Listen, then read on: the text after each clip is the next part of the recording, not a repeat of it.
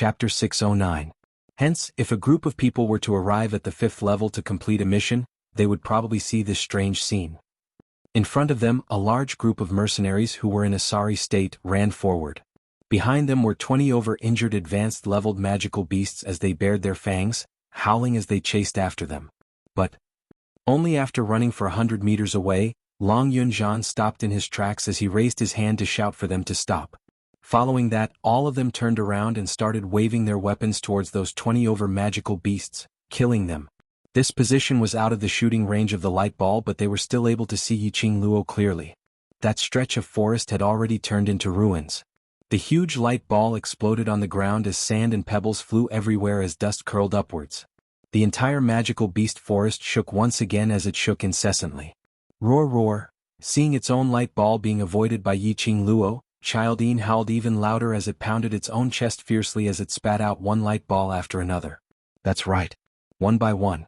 One after another, the huge light ball was like bullets as it bombarded downwards with a pitter-patter.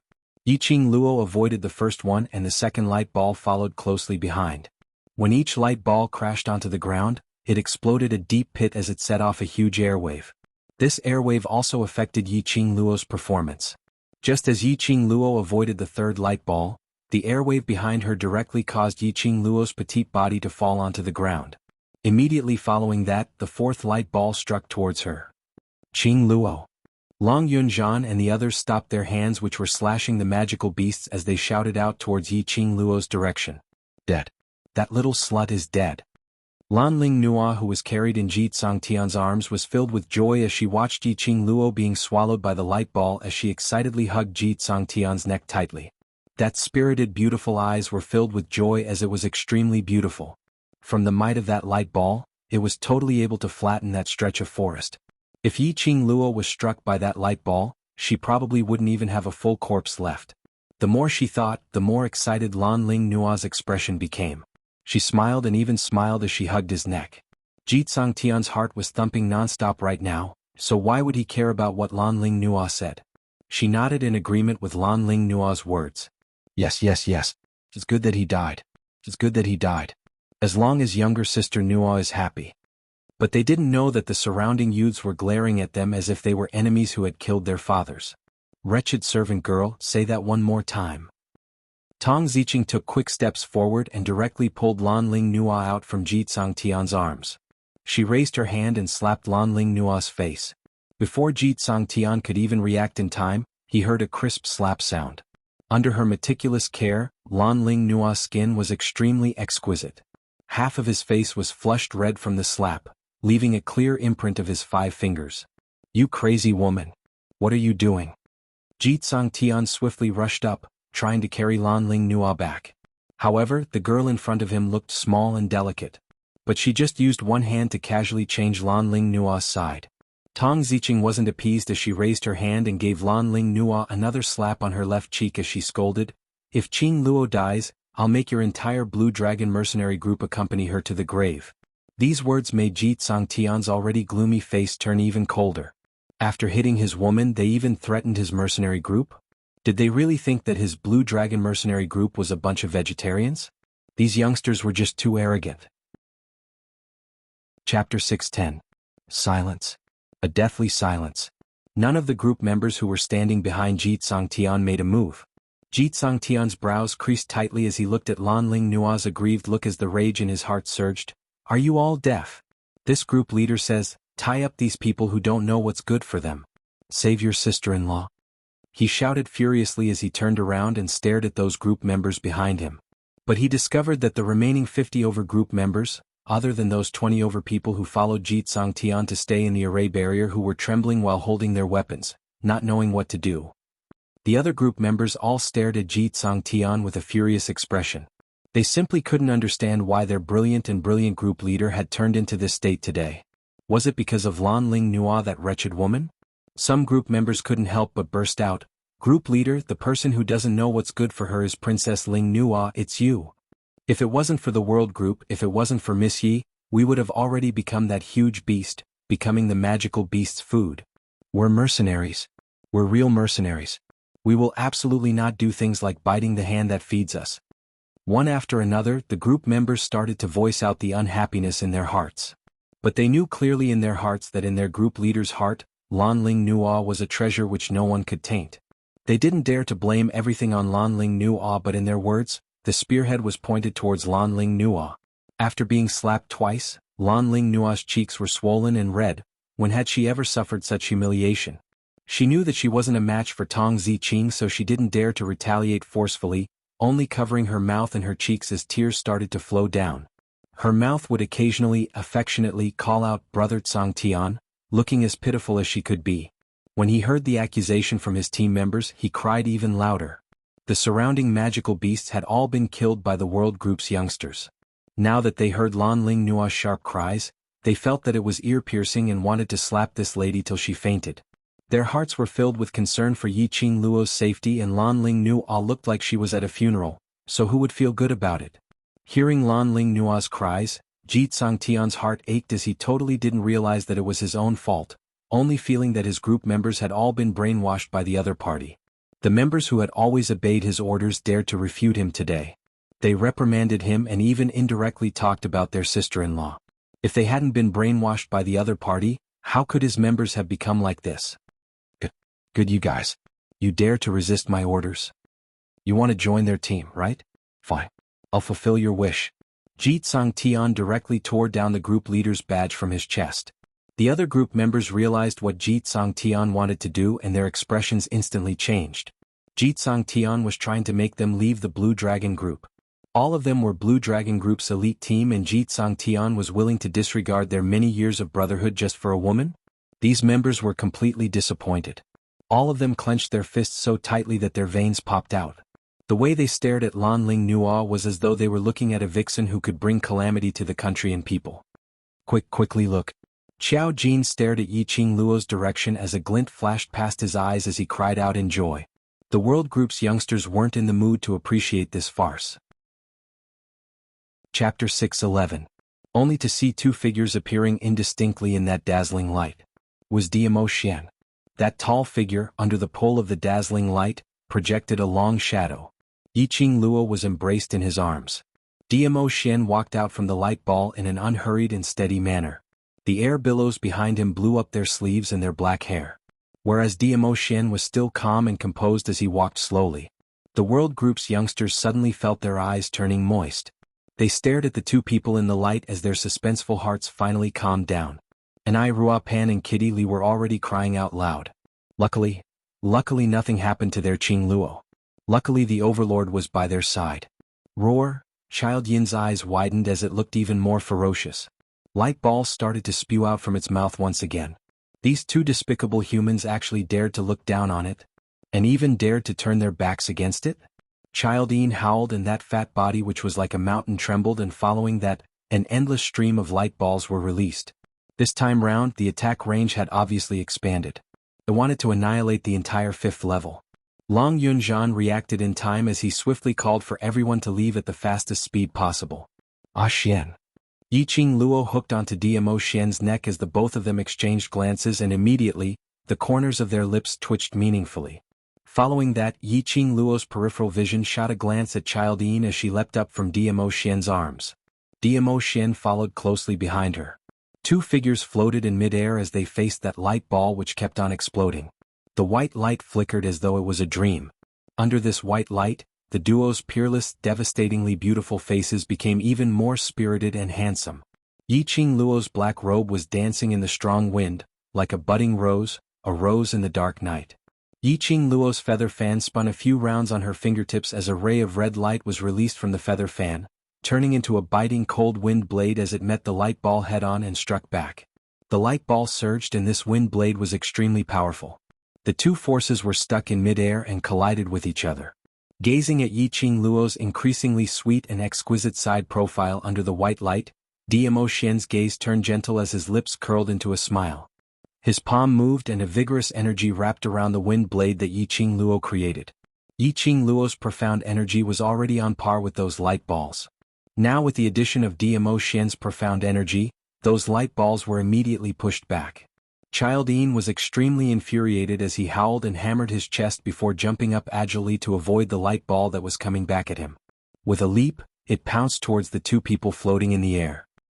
Yiqing Luo sneered, her charming eyes were cold and indifferent, without a hint of panic.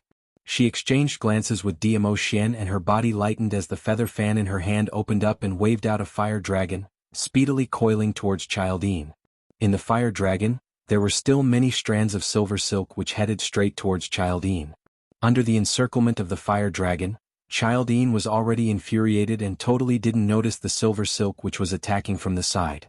After it dispersed the fire dragon which Yiqing Luo had released, those strands of silver silk swiftly pierced into its other eye. That was right. That fire dragon was simply a cover which Yiqing Luo used to confuse Childine. So what if it was a high-leveled mirage beast? Mirage beast was after all a beast. No matter how intelligent it was still a beast. After knowing Child Yin's weakness, how would Yiqing Luo let go of its other eye? Chapter 6:12. Child Yin howled as copious amounts of blood started to gush out from its eyes. It covered its own eyes as it kept jumping around and howling. How could it endure the pain of its two eyes being pricked? It cried out miserably as its mountain-like body lost its balance after its eyes couldn't see as it fell heavily onto the ground. When Long Yunzhan saw that, he had already swiftly listed out a set of battle tactics in his mind as he waved his arm and called out to the World Group's youngsters to swarm forward. The current Child Yin had already lost half of its battle ability. It wasn't afraid that it was shooting out light balls. Child Yin's huge body was indeed a great help to it during battles. But after its eyes couldn't see, this assistance became a hindrance. Its mountain-like tall body totally couldn't maintain its balance and stand up. It only had a beast's senses and sense of smell. But the surroundings were filled with the stench of blood from the magical beasts. Its ears were filled with the sounds of numerous humans walking around. How could it differentiate? At this moment, Child Yin could only wait to be captured. Death was just a matter of time. In just a joss stick's time, Child Yin breathed its last breath amidst the pain. The World Group's youngsters looked at their own hands in disbelief and took another look at Child Yin who was lying on the ground, still in disbelief. An advanced leveled mirage beast which had walked out from the 7th level. They had killed a 7th level advanced leveled mirage beast? Those who were immersed in joy didn't notice that not too far away, a strange flying insect was flapping its wings as it slowly got closer to that black-cloaked man's corpse. That flying insect stayed on the black-cloaked man's face for a moment. Following that, it extended its two antennae as it slowly probed into the black-cloaked man's eyeball. Using a little strength, it hugged that eyeball and its antennae as it flapped its wings and silently disappeared. The World Group's youngsters sat on the ground as though a heavy burden had been lifted off their shoulders. Everyone were so exhausted that no one could be bothered if what they were sitting on was flat ground or a magical beast's corpse or a pool of blood. They only wanted to sit down and have a good rest. Yiqing Luo's gaze swept past everyone and after ascertaining that no one was seriously injured, she heaved a sigh of relief. She was really worried that because of her insufficient concern, it would cause her own brothers to get hurt. Lulu, distribute the medicinal pills to the brothers to replenish their physical strength. Long Yunzhan glanced at Baiming Lulu. Baiming Lulu nodded, took out a palm-sized jade bottle from her bosom, and began to distribute the medicinal pills one by one. This was the medicinal pill which Yiqing Luo had discussed with Baiming Lulu last night to prepare. These elixirs were low-grade elixirs that could only replenish one's strength. Generally speaking, Yiqing Luo didn't advocate the use of this medicinal pill. After all, an expert could not completely rely on elixirs. There would always be a time when one would run out of medicinal pills, and there would always be a time when one would forget to bring medicinal pills. It was extremely important for an expert to know how to adjust his body's constitution and quickly replenish his stamina so that he could focus on the next battle. Yiqing Luo asked Baiming Lulu to bring it along as a backup. This was an accident. He had not expected that a 7th level Child Yin would appear in the 5th level. The youths must have exhausted all their energy. Thinking of that slender figure which he saw among the group of beasts, Yiqing Luo's heart had an uneasy premonition. For safety's sake, it was better to maintain his strength. There would always be accidents in everything. After she finished distributing the medicinal pills, Yiqing Luo took a look at the Blue Dragon Group's members who were sitting by the side with an ugly expression and then looked at Ji Tsang Tian who was coaxing the lady in his arms. Chapter 6:13. Baiming Lulu lowered her head and took a look at the medicine bottle in her hands as she unwillingly pursed her lips. Towards Lan Ling Nua's earlier performance, she already bore a grudge against Lan Ling Nua. Although the medicinal pill in her hands was merely a low-grade medicinal pill, but even if it was just a stalk of grass, Baiming Lulu wasn't willing to give it to the Blue Dragon mercenary group. Lulu. Yiqing Luo shook her head at Baiming Lulu. Baiming Lulu pouted her lips as she felt displeased, but she understood that Yiqing Luo's decision naturally had her own reasons. She held onto the medicinal bottle as she walked over unwillingly. Lan Ling Nua was nestled in Ji Tsangtian's arms, enjoying Ji Tsangtian's gentle care, and on seeing Baiming Lulu holding the medicine bottle over, her expression instantly turned unhappy. Are you trying to poison us? I'm telling you, our Blue Dragon mercenary group will absolutely not take your things. The group members who originally stood up and were preparing to receive the medicinal pills instantly froze in midair. The polite smiles on their faces also froze. After all, previously Ji Tsangtian wanted to kick them out of the Blue Dragon group because of Lan Ling Nua. Now that Lan Ling Nua had spoken out, the group members didn't know whether to receive or not to receive the medicinal pills, making it rather awkward. The youngsters in the world group who had swallowed the energy-replenishing medicinal pills all stood up from the ground as they gripped the weapons in their hands tightly, wishing that they could charge up and chop that woman into pieces. Earlier Lan Ling Nua's delighted look towards Yiqing Luo's death had completely infuriated the world group's youngsters. If it wasn't for Yiqing Luo who stopped them, they would absolutely teach Lan Ling Nua a lesson. Take it. Baiming Lulu suppressed the displeasure in her heart as her willowy brows creased slightly as she arrogantly stuffed the medicinal pills into the group members' hands. Lan Ling Nua suddenly pushed Ji Tsangtian aside as she stood up. You guys are definitely up to no good. Trying to poison us? No way. Lan Ling Nua not only hated Yiqing Luo, she also hated everyone in the world group. From what she saw, these ladies who got close to the Blue Dragon group were all trying to climb onto Ji Tsangtian, trying to snatch her man. Even if she didn't like Ji Tsangtian, but Ji Tsangtian could only like her. Lan Ling Nua's gaze unknowingly fell onto that man who surrounded Yiqing Luo and asked about her well-being, his eyes filled with adoration. Her 5 fingers, which were hanging by the side of her body, curled up tightly one by one. All the men should be surrounding her. Ji Tsangtian paid full attention to Lan Ling Nua, so naturally he saw her little actions. Looking at the way she looked at Diamo Xian, his heart tightened. Men were like this. Once a competitor appeared, the previous admiration and love would turn into extreme admiration and extreme love. Immediately, Ji Tsangtian stood up and placed his palms on Lan Ling Nua's shoulders. His broad chest pressed against Lan Ling Nua's slender back. He looked at Diamo Xian complacently. The complacent smile on his face froze. Diamo Xian didn't even look at him. Ji Tsangtian's heart surged with a sense of humiliation as he raged at the group members behind him. Didn't you hear what your sister-in-law said? They're trying to poison us.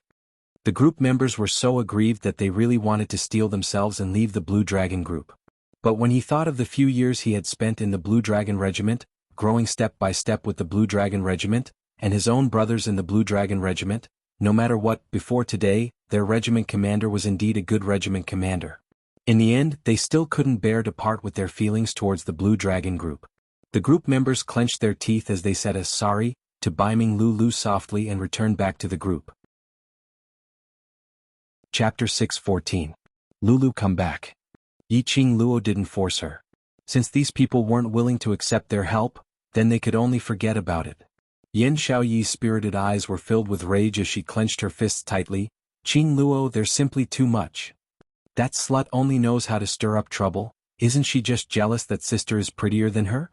Li Mao's lips curled upwards in disdain. As a half-human half-beast, especially a cat beast, Li Mao was able to sense a human's emotions at the first instance. Tong Ziqing's cold face revealed disdain. They want to measure the heart of a gentleman with the yardstick of a villain. Later when they meet with danger, no one is allowed to lend a helping hand. Tong Ziqing's voice wasn't loud, but it absolutely wasn't soft either. These words, which were filled with disdain, were clearly transmitted to Blue Dragon Group. Lan Ling Nua gave a cold harumph. Who needs your help? As for you guys, don't cry to us for help. Blue Dragon Group's members all looked at Lan Ling Nua as though they were looking at an idiot. Was there really nothing wrong with this princess's brain? Earlier in that dangerous situation, their 100 brothers were now left with 40 over people. If it wasn't for the world group's youngsters, none of them would be left. They had already walked on the edge of life and death, and she still hadn't realized the current situation? Human nature was like this. When you liked someone, no matter what the other party said or did, you would feel that what he said or did was right. Whereas when you really hated someone, no matter what he said or did, it would be a capital word, no. Shun. Previously, because of Jitsang Tian, they felt that Lanling Nua was as beautiful as a goddess. But now, because of Jitsang Tian, they felt that Lanling Nua was a source of trouble. 50 over brothers' deaths were all caused by Lanling Nua. Yiqing Luo now completely believed in Lanling Nua's princess identity. Damn it. Her princess illness was beyond cure. A bunch of idiots, medicinal pills poured out from the same bottle, we can eat it but to them it's poison. Her. Qiao Jin spat out fiercely. Each of you speak less.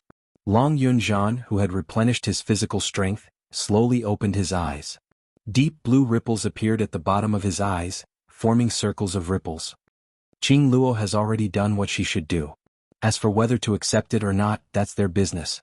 As soon as the regiment commander spoke, everyone's indignation instantly subsided. After sitting quietly for a moment, Yiqing Luo stood up and walked towards Child Yin's corpse. There were definitely magicite gems in the brains of high-level mirage beasts. Not only could his flesh and bones be used to forge superior-grade equipment, but he could also forge pills rich in spiritual energy. Also, the blood in Child Yin's body was also an excellent medicine catalyst. Yiqing Luo naturally wouldn't let Child Yin's corpse be wasted here. Just as they got nearer to Child Yin, they heard Jitsang Tian's furious howl. You want to keep the huge beast's corpse for yourself? As a group leader for over 10 years, Jitsang Tian naturally understood how valuable a high-leveled mirage beast from the 7th level was. How could he possibly let Yiqing Luo monopolize it all? Especially the high-grade mirage beast. There were magic crystals worth thousands of gold in their heads. Naturally, Jitsang Tian had already gone through a meticulous calculation in his mind. The World Group's youngsters had just gone through a great battle with Child Yin and killed hundreds of mid- and advanced-leveled magical beasts, exhausting too much of their profound energy, so their profound heart jade would definitely dry up. Even if the World Group had 60 over people, the current them absolutely could not be compared to the members on his side. Chapter 6:15. Yiqing Luo's lips twitched as she glanced sideways at Jitsang Tian with a smile which didn't look like a smile. Blue Dragon Group leader's meaning is, you also want to split Child Yin's corpse? Jitsang Tian straightened his back. That's of course. The huge beast's death, our Blue Dragon Group has contributed quite a bit. Pausing for a moment, he turned back and swept a glance at the group members behind him as his confidence increased. Moreover, our Blue Dragon Group has lost 50 over brothers while none of you have died. That's enough to show how much we have contributed. Blue Dragon Group's members all opened their eyes wide. The World Group's youngsters all had a cursing expression on their faces. Damn it. They knew Jitsang Tian was shameless, but they didn't know that he was this shameless. He was simply shameless. He could even say such shameless words. Yiqing Luo's lips curled into a chilly smile as her fingertip hooked slightly. A petite and adorable fox and a petite leopard jumped onto Yiqing Luo's arms and stood on her shoulders, one on the left and one on the right. On the backs of these two little war pets hung a space bag, and there were several pieces of magical beast cores in their mouths. Under everyone's gaze, they openly spat them into the space bag. This time round, the group of members who were rather speechless towards their own group leader started staring at that bag of magical beast cores. That's right. There were also magical beast cores. Earlier there were a total of 200 over intermediate and advanced leveled magical beasts, so there might even be magic crystal stones. They were only thinking of preserving their lives and had totally forgotten about this matter. They had not expected. Yiqing Luo actually asked her two war pets to go pick up those magical beast cores. The one with the biggest reaction was Lanling Nua. Slut. You actually dare to steal the magical beast cores behind our backs. Quickly pass the magical beast cores to us. Otherwise, don't blame us Blue Dragon Group for not standing on ceremony. The other members were also a little displeased in their hearts. Although towards Yiqing Luo and the others, they were filled with admiration. But earlier those magical beasts, they had indeed put in some effort. Moreover, these magical beast cores might possibly contain magic crystal stones, which was a huge sum of money. People's hearts were easily swayed by money. This was human nature. One of the group members who had joined in the battle earlier turned towards Yiqing Luo's direction and said, Miss Yi, although the group leader's words are a little harsh, but it's not without reason. Everyone here are people who had joined in the battle. These magic cores. Magic crystals should be split amongst us. Yiqing Luo retrieved the space bag from Shiju's back and immediately grabbed a handful of it. The magic core in her palm shone brightly. The corners of her mouth curled up slightly, and her eyes were tainted with some mockery. Originally, I had indeed intended to divide these demon cores equally, but, seeing the leader of your esteemed group eating in such an unsightly manner made me lose my appetite. Soon after, with a wave of her hand, the monster core in her hand was thrown towards the small stream beside her. Pieces of monster cores fell into the edge of the stream. He could vaguely see that there were 2 mana crystals mixed in. Mana stones. That was a mana stone. Wasn't it a little too casual to throw it away just like that? Even if I throw it away, I don't want to give it to you. Yiqing Luo looked at Ji Tian, who was staring at the stream with a steely green expression as she gave a charming smile. I hate being forced the most. Lanling Nuo stood up in a flustered and exasperated manner as she walked over and pushed Yiqing Luo fiercely. You slut. You snatched our bear beast's corpse and now you still want to forcefully occupy the huge beast's corpse. You even want to snatch away the magical beast core which our blue dragon group had risked our lives to exchange for? Don't you have any face? Yo. This little princess actually knew what face was? Chapter 616. His 5 fingers clenched tightly, and scarlet traces appeared on his plain white wrist. Yiqing Luo leaned close to Lanling Nuo's face, as a pair of bewitching eyes looked at her coldly with that arrogance. Lanling Nuo felt her legs go weak, and a chill rose from the bottom of her feet. He felt as if he was in an ice house so cold that it was bone-chilling. He wanted to struggle but he didn't have the strength to do so. Should I say that you are daring or foolish? Yiqing Luo's enchanting voice rang beside her ear like an evil spirit demanding for her life. Lanling Nuo's eyes widened. Her exquisite and beautiful face was now twisted in a terrifying manner due to fear. You don't have the ability and yet you dare to come knocking towards me. Yiqing Luo squinted her eyes as she sneered. Aren't you very confident in your own beauty? Wasn't it 90% sure that she would win against Ji Tian? How about I do a test for you? How would Yiqing Luo not be able to tell that this Lanling Nuo totally had no feelings for Ji Tian? She was merely making use of Ji Tian's admiration towards her to coax Ji Tian to be obedient to her. In other words, she was simply enjoying the pleasure of a man being infatuated with her. Lanling Nuo's face paled as she realized something. Indeed, he heard Yiqing Luo laughing coldly. I'll kill you and let's see if Ji Tian will help you take revenge and kill me. Lanling Nuo was so scared that her face turned pale as she stared at Yiqing Luo in terror. You dare to kill me? I am the princess of the East Continent. My status is noble. You. Lanling Nuo was in the middle of loudly announcing her identity with a sharp voice when her body suddenly became light. Her entire person fell to the ground in a sorry state. The blood of the demonic beasts covered the ground and stained her body. The angle of Yiqing Luo's casual throw was extremely good. Lanling Nuo's face first landed on the ground, and she immediately rolled in a circle.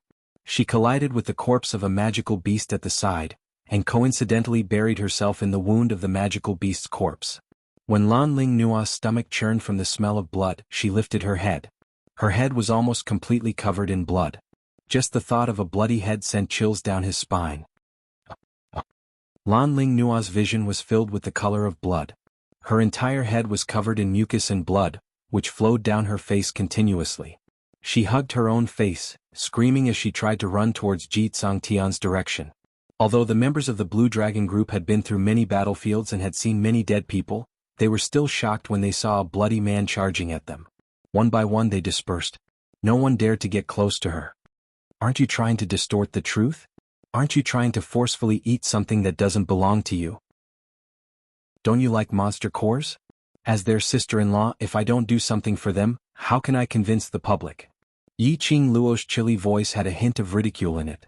Following that, the feather fan in Yiqing Luo's hand shook slightly and a ray of red light suddenly lifted Lanling Nuo's body up.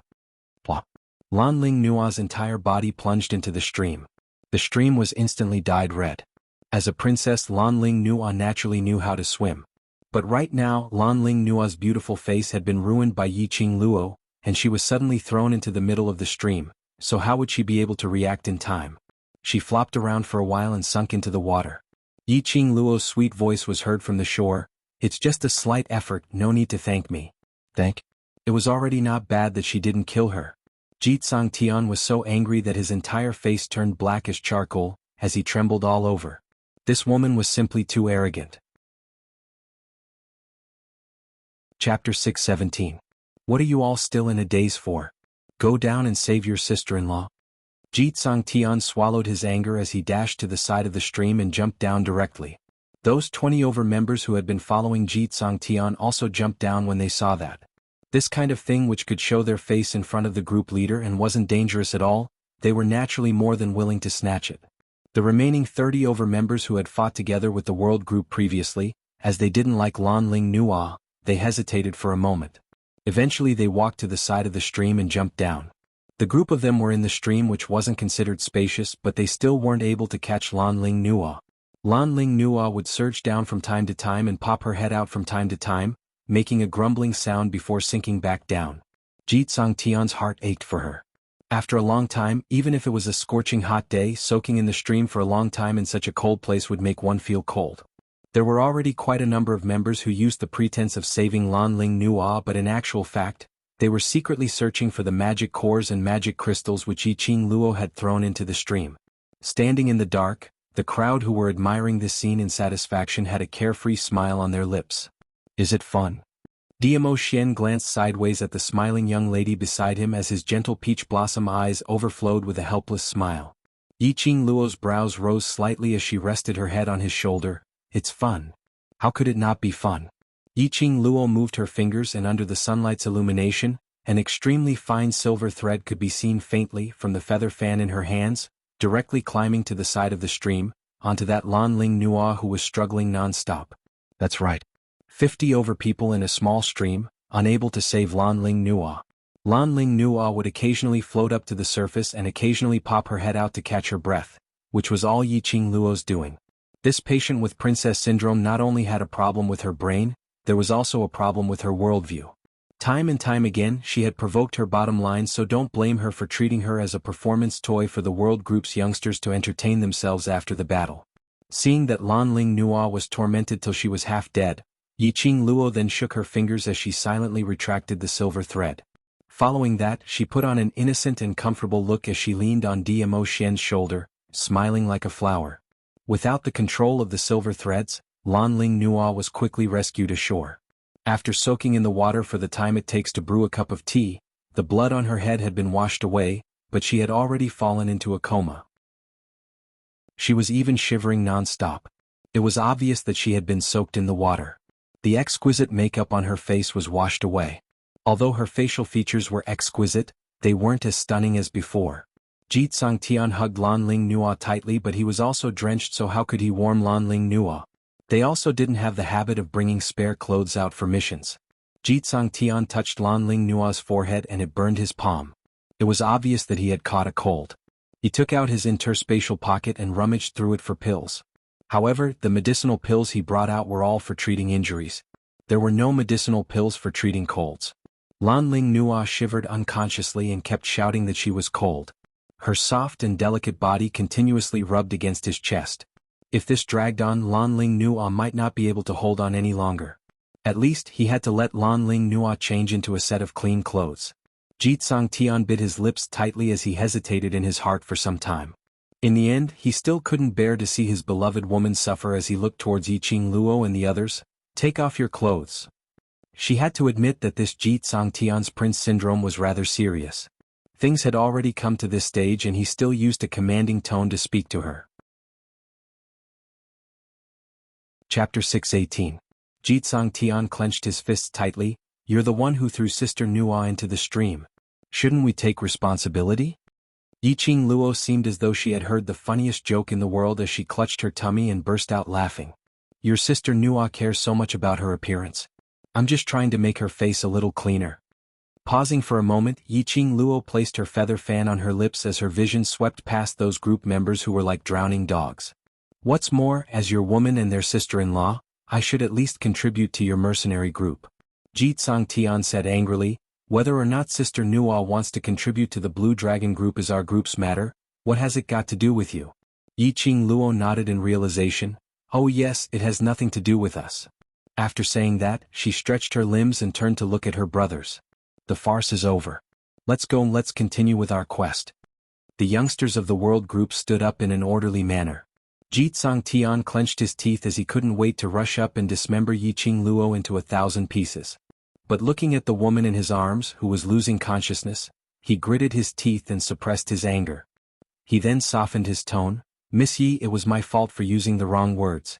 Could you please be magnanimous and let me borrow some clothes for Sister Nua? Standing at the side, the members who were wringing their drenched clothes had an indescribable feeling in their hearts. In their eyes, the high and mighty regiment commander had lost his brilliance and prestige for the sake of a woman. Now he had even thrown away his own pride. They were conflicted. On the one hand, he was bitterly disappointed in his regiment commander, but on the other hand, he remembered the trials and tribulations they had gone through together.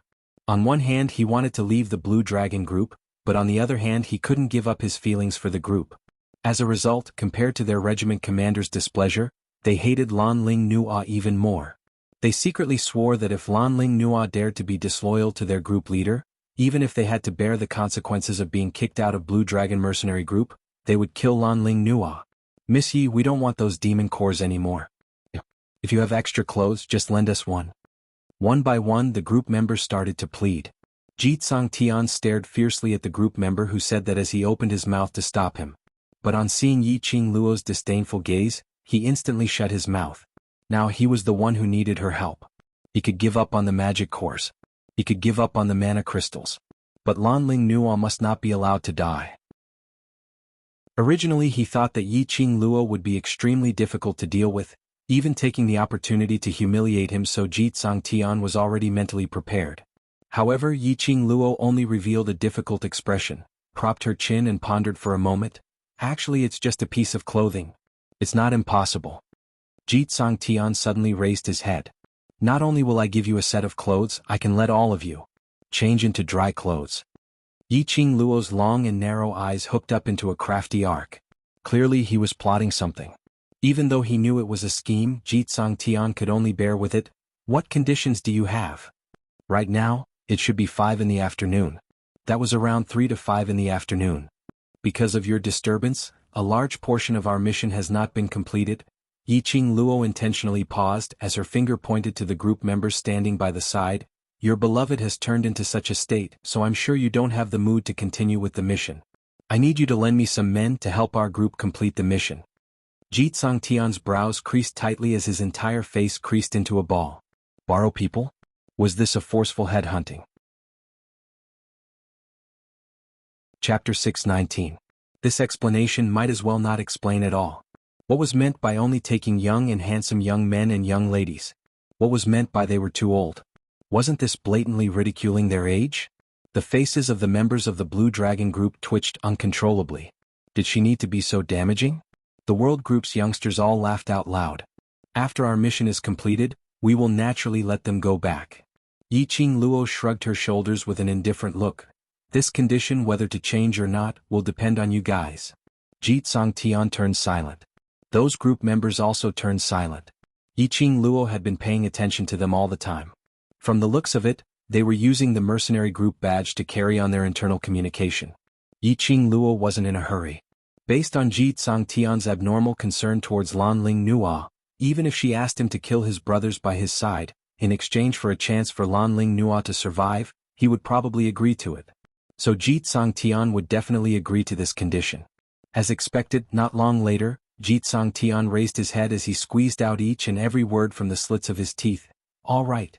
I agree to it. Yi Qing Luo didn't hesitate as she directly walked towards that group of members and casually pointed. Very quickly she pointed out those 30 over people who had taken part in the magical beast battle. I only want these people. As for the rest, just treat them as escorting you back to your encampment.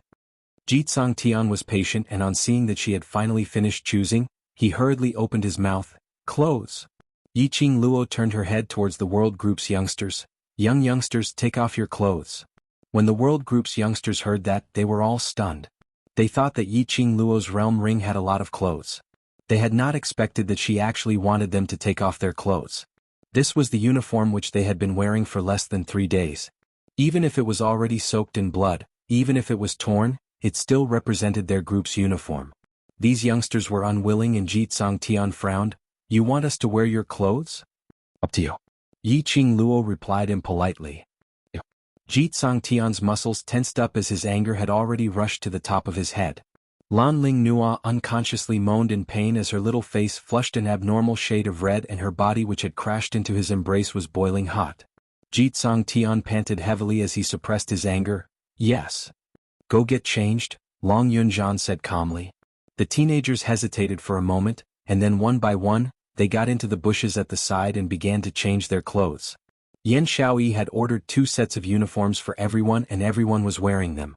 After a while, sets of clothes piled up on the ground. The youths changed into clean uniforms and walked out. This scene made Jitsong Tian's eyes twitch. There were clean clothes but he had to give them dirty clothes. But this time round, Jitsong Tian had learned his lesson and didn't mention it again. Sloppy clothes were better than these soaked clothes. A group member picked a slightly cleaner set of clothes from the pile and passed it to Jitsong Tian. Jitsong Tian carried Lan Ling Nua and was just about to help Lan Ling Nua change her clothes when he suddenly saw a piece of clothing covering his head. Just as he was about to tear off the thing covering his head, he heard a lady's clear and sweet voice, "These are clothes which I have not worn before. You wouldn't wish for your sister Nua to wear other men's clothes, right?" That one sentence successfully made Jitsong Tian's twisted fingers loosen up. Indeed, he wasn't willing for Lan Ling Nua to wear other men's clothes. Looking at Jitsong Tian's back view as he went into the forest to help Lan Ling Nua change her clothes, Yiqing Luo's lips curled into a crafty cold arc. Chapter 620. The youngsters of the World Group had already changed into a new set of uniforms as they walked out of the forest cleanly. The members of the Blue Dragon Group, on the other hand, took their dirty, blood-stained clothes and went to the jungle to change their wet clothes. Even though they were men, after soaking in the water for such a long time and being eroded by the yin qi in the magical beast forest, they still couldn't bear the cold. Even if it was dirty and messy, she could only grit her teeth and wear it. A portion of them entered the bushes to change while a portion of the group members who had changed surrounded Jitsong Tian's surroundings, forming a meat wall, wrapping him up tightly without leaving any gaps. As though he was worried that the people on Yiqing Luo's side would peek at his sister Nua changing. Yiqing Luo's mouth twitched a few times as she snorted softly. The youngsters in her family were all as pure as a piece of white paper, okay? The youngsters in her family weren't blind, alright? Only Jitsong Tian had the appetite to swallow a woman like Lan Ling Nua. He wondered what expression Lan Ling Nua would have after she woke up and found out that her entire body had been seen and touched by Jitsong Tian. It would definitely be very exciting. The World Group's youngsters were filled with displeasure as they stared at Blue Dragon Group's side, simply not understanding why Yiqing Luo wanted to make a deal with them. Even if they didn't need the help of the Blue Dragon Group, they would still be able to complete the mission after replenishing their energy. But the youngsters understood that Yiqing Luo had her own reasons for doing so. Not too long later, Jitsong Tian changed into a set of dry clothes and carried Lan Ling Nua, who had similarly changed out as he walked out. The water on Lan Ling Nua's head and face had already been wiped dry. Her face was pale and she was still unconscious. Standing in front of the group members, Jitsong Tian only stared coldly at Yiqing Luo for a while before carrying Lan Ling Nua, not even turning his head back as he walked towards the entrance of the 4th level. Lan Ling Nua's body was already boiling hot like it was about to catch fire. He had to bring Lan Ling Nua to find a doctor as soon as possible. He knew clearly that if he were to start a dispute with Yiqing Luo now, he would absolutely not gain any advantage. That woman was as cunning as a fox. It was as if he knew his feelings for Lan Ling Nua and was unscrupulous. Revenge is a dish best served cold. As long as the World Mercenary Group was still mingling in the mercenary world, he had plenty of methods to take revenge. In the eyes of the members of the Blue Dragon Group, this kind of behavior was not what they thought. Those 20 over people who weren't chosen chased after Jitsong Tian's footsteps with wild joy. They had long wanted to leave this damned place. The air was filled with the smell of blood and gloomy qi. If it wasn't for the mission, they really didn't want to take a step here. Whereas for those 30 over people who were chosen by Yiqing Luo, their expressions were extremely ugly as they stared at Jitsong Tian's departing figure. Was he going to abandon them just like that? He didn't even say a word of comfort? A feeling of abandonment rose in the hearts of these members. Recalling the scene where Jitsong Tian wanted them to leave the Blue Dragon Group, disappointment immediately filled his heart. They suddenly did not know why they had been so persistent all this time. While everyone was staring at those members of the Blue Dragon Group, Yiqing Luo's fingertip hooked onto Shiju's shoulder as she leaned close to its ear and whispered a few words. Shiju blinked its eyes and howled softly. In a blink of an eye, Shiju's figure disappeared from Yiqing Luo's shoulder. "Qing Luo, that little slut deserves it even if she froze to death. Why do you still need to give her clean clothes?" Yan Xiaoyi furrowed her brows in indignation. Chapter 621. Scapegoat? The youths were puzzled. Yiqing Luo's smile didn't diminish as her feet moved and she had already turned into an afterimage, speedily nearing the entrance of the 4th level. Among the dense trees, everyone's expressions tightened as they stared at Yiqing Luo's actions. Following that, he saw Yiqing Luo's lightning-fast figure and in a few breaths, she had already pinched a black-robed man as she walked out. That black-robed man's face flushed red from being pinched, as he kept struggling to pry Yiqing Luo's fingers away. He was originally hiding in the dark, paying attention to Yiqing Luo and the others' actions. His concealment was absolutely impeccable. He had not expected that in the blink of an eye, it had fallen into Yiqing Luo's hands. It was so fast that he still hadn't realized what had happened. Assassin. Yan Xiaoyi's beautiful eyes suddenly widened as she looked at the black-robed man in Yiqing Luo's hands and speedily rushed forward. Someone wants to kill us? Yiqing Luo nodded her head as her squinted eyes revealed an enchanting brilliance. Earlier when she was dealing with Childine, she had already discovered an unfamiliar aura in the dark. However, this aura wasn't strong, and it had been lingering outside the battlefield. This kind of aura. To Yiqing Luo, who was once a killer, she was absolutely not unfamiliar with it. There were assassins lying in ambush nearby. After Yiqing Luo sensed carefully, she confirmed that there was only one killer. It was probably an assassin who was secretly monitoring their movements. Yiqing Luo wasn't so silly to think that this killer dared to assassinate them alone. If the killer dared to come here alone to investigate the situation, he must have an accomplice. Yiqing Luo casually threw the killer towards Qiao Jin and immediately drew out a handkerchief as she slowly wiped her hands. Qiao Jin hurriedly trapped the killer. He stared at the killer for a long time before his face suddenly lit up. Your scapegoat is referring to this?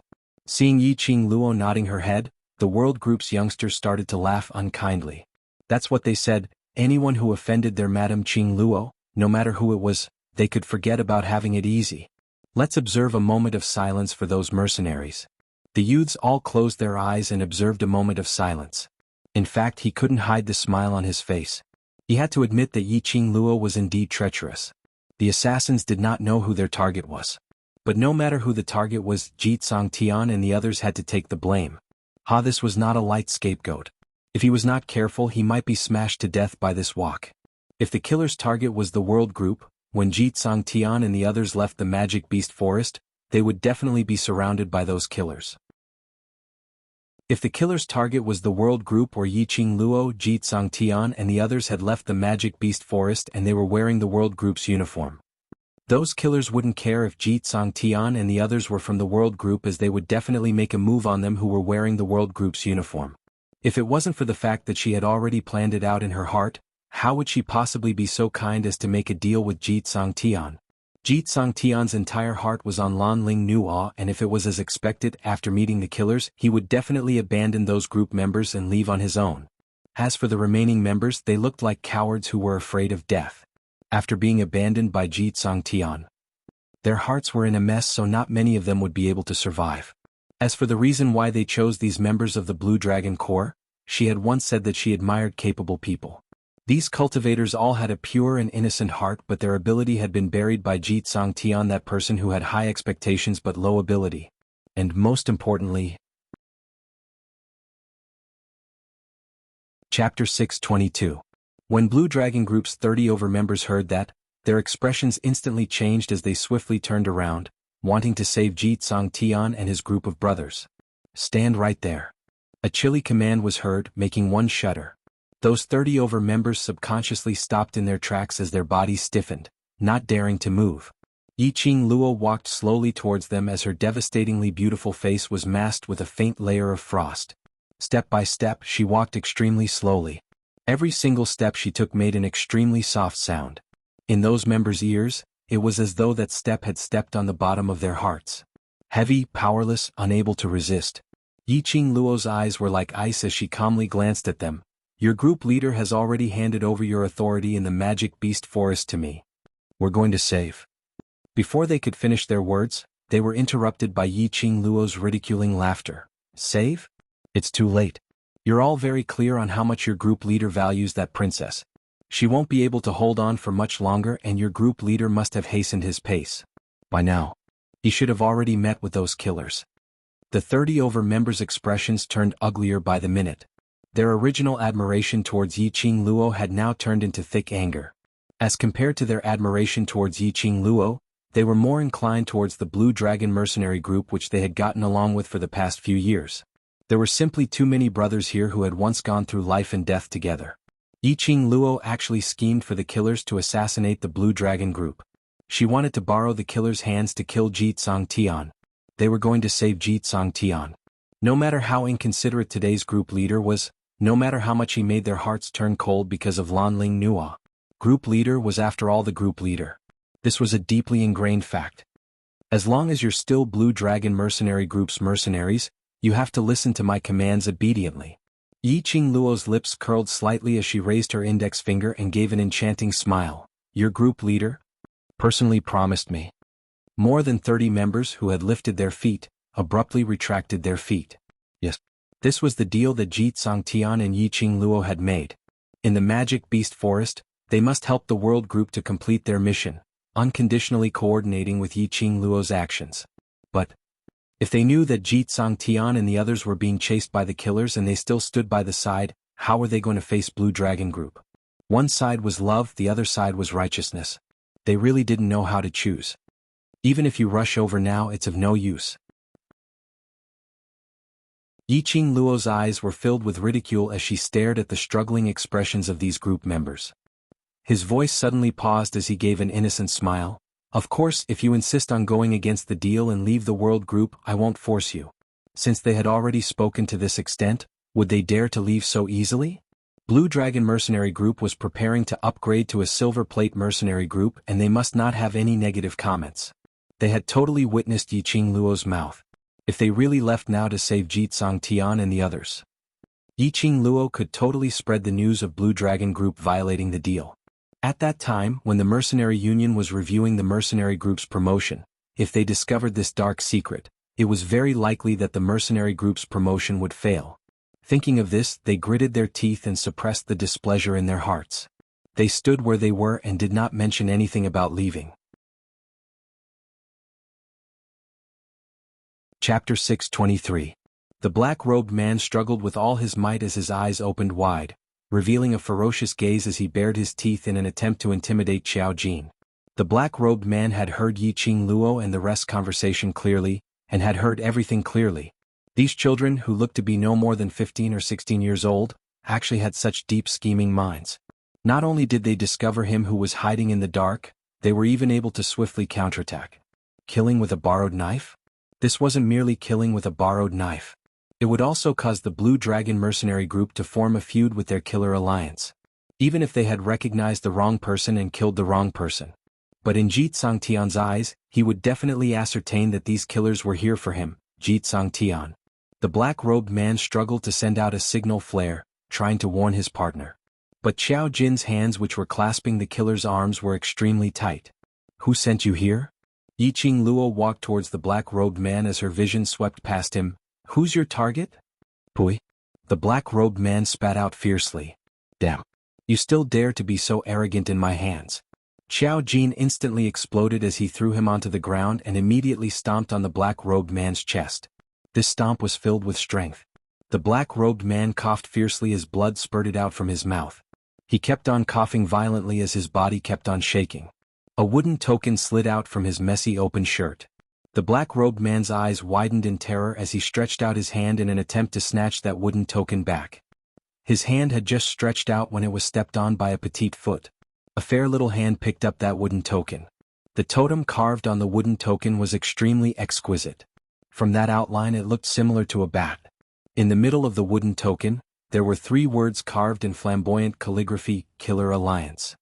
Killer Alliance? Yen Xiaoyi screamed out in astonishment. Killer Alliance, that was one of the top assassins in Nirvana Realm. One must know that the weakest assassin in Killer Alliance was at Mystic Profound 5th grade realm and their movements were remarkable. Furthermore, even if you had money you might not be able to hire the assassins from Killer Alliance. If you wanted to hire the assassins from Killer Alliance, you had to go through connections. Ordinary people naturally heard of Killer Alliance's reputation. Especially those 30 over Blue Dragon Group members, Their faces were steely green as they clenched their fists tightly. An assassin from the Assassin's Alliance. Those brothers, can they fight against these killers? A few of the members could no longer hold back their worry for their brothers and ran towards the 4th level. With one person taking the lead, the other members couldn't hold it in any longer. The reputation of a mercenary group was important. But if they were to watch their brothers die, they really couldn't do it. At most, after saving those brothers, they would leave Blue Dragon Mercenary Group. With this thought in mind, the members left one by one. You people. Yan Shaoyi chased up a few steps and pointed at those group members as she scolded, "Ungrateful. Leaving just like that, you really are a dog that can't be tamed." In Yan Shaoyi and the others' hearts, Yiqing Luo really took good care of these 30 over group members. Shaoyi. Yiqing Luo called out to Yan Shaoyi as she clenched the wooden token in her hand tightly. Raising her eyes, she gave an extremely calm smile. "If they don't go and save their brothers, I would instead look down on them." The Blue Dragon Group was their home. The members of the Blue Dragon Corps were their family and their brothers. If they really did not care about their brother's life and death to that extent, then they would really be known as a dog that can't be tamed. Looking at those people's departing figures, Yiqing Luo was even more certain of these people's character. These people should have a better place to develop. Chapter 624. You're thinking of? Long Yunzhan's handsome brows creased slightly, as though he was aware of Yiqing Luo's thoughts. Yiqing Luo tossed the wooden token into the profound phoenix ring and nodded decisively, "Yes." Long Yunzhan frowned even more. The surrounding youths did not understand the riddle between them and asked curiously. Yiqing Luo only gave a mysterious smile. "Killer's Alliance." Yiqing Luo shot her gaze towards the black-robed man. "The person who hired your Killer's Alliance, is Yuchi family's patriarch, right?" The black-clothed man no longer had the strength to struggle. He lay limply on the ground, coughing out a mouthful of blood from time to time. He looked half dead. The black-robed man didn't reply and Yiqing Luo couldn't be bothered to interrogate further. He continued, "Your target is me." The black-clothed man was still half dead. Yiqing Luo's eyes went into a blank as a bloodthirsty smile appeared, looking at Xiao Jin. "Kill him." Killed? Xiao Jin was startled. He hadn't even gotten any information from the black-clothed man, and he was killed just like that? Kill. Yiqing Luo said without hesitation. She could already confirm that the Yuchi family had hired assassins from the Assassins Association. She should have guessed that the Yuchi family head had lost face in front of everyone, and it might even endanger the Yuchi family's position. How could the Yuchi family head let her off so easily? Patriarch Yuchi wished for nothing more than for her to die. These killers were professionally trained killers. They were a group of desperados who did not care about their own lives at all. Moreover, the habit of not being able to complete a mission no matter how big the world was had long been ingrained in his bones. Towards those who were bent on killing her, Yiqing Luo would absolutely not be lenient.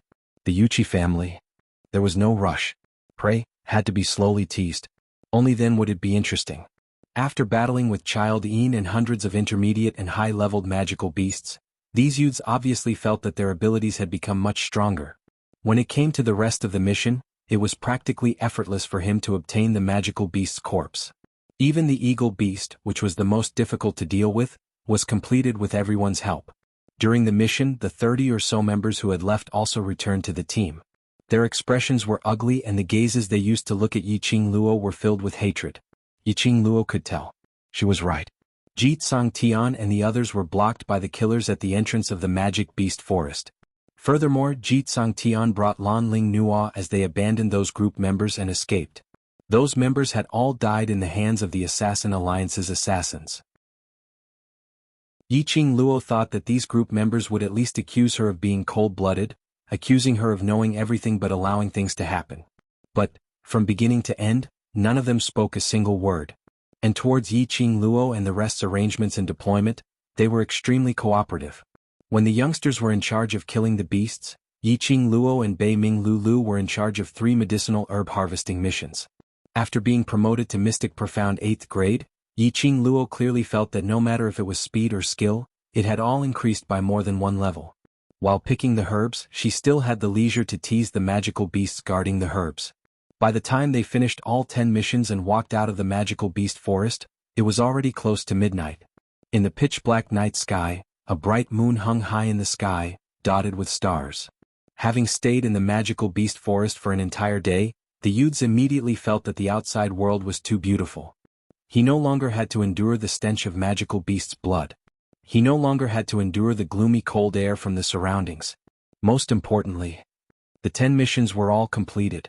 The youngsters walked out of the magical beast forest's cold entrance, not bothering about the corpses strewn all over the place, not bothering about the other teams who passed by them. Chapter 625. The 30 members who had been silent swept a glance at those youngsters lying on the ground. Their gazes swept past those corpses as their brows creased slightly. Following that, they cupped their fists in a manner that wasn't considered polite but wasn't lacking in manners. Since your group's mission has been completed, we've also completed the transaction between the two groups, so we shall take our leave now. Saying that, the group of them turned around and left. Wait a minute.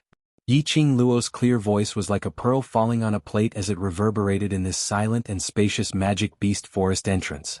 30 members stopped in their tracks. Does Miss Yi have any other instructions? Their words had pulled the distance between the two of them apart, as though they didn't want to be involved with Yiqing Luo at all. Admiring someone was easy. Hating someone was also very easy. At this very moment, in the 30 members' eyes, Yiqing Luo was an extremely vicious lady who was adept at scheming. In order to protect herself, she didn't mind sacrificing other people's lives. Yiqing Luo seemed as though she couldn't see the disdain and disgust in the members' eyes as she revealed a sweet smile and took out a piece of Shen paper and a pen from the profound phoenix ring. She picked up the pen and wrote the world group's 3 words on the Shen paper and immediately removed the mercenary group badge. Twisting the pin on the mercenary group badge, it was a symbol of vice group leader's seal. Yiqing Luo stamped the top of the Shen paper and her slender fingers folded the Shen paper neatly as she passed it to those members. The leader's expression changed as his brows furrowed. What do you mean by this? A piece of Shen paper stamped with vice group leader's badge meant that she wanted to poach them openly? Didn't she despise them for being too old? Their looks weren't high enough? Yiqing Luo smiled charmingly as her long and narrow eyes revealed a captivating charm. As you think. This was the first time they saw someone poaching other mercenary groups' mercenaries in such an open and above-board manner. Give up, we are Blue Dragon Mercenary Group's mercenaries, we will only. Don't be in a hurry to reject me. Yiqing Luo interrupted the members' oaths with a smiling face as her fair fingers waved the Shen paper.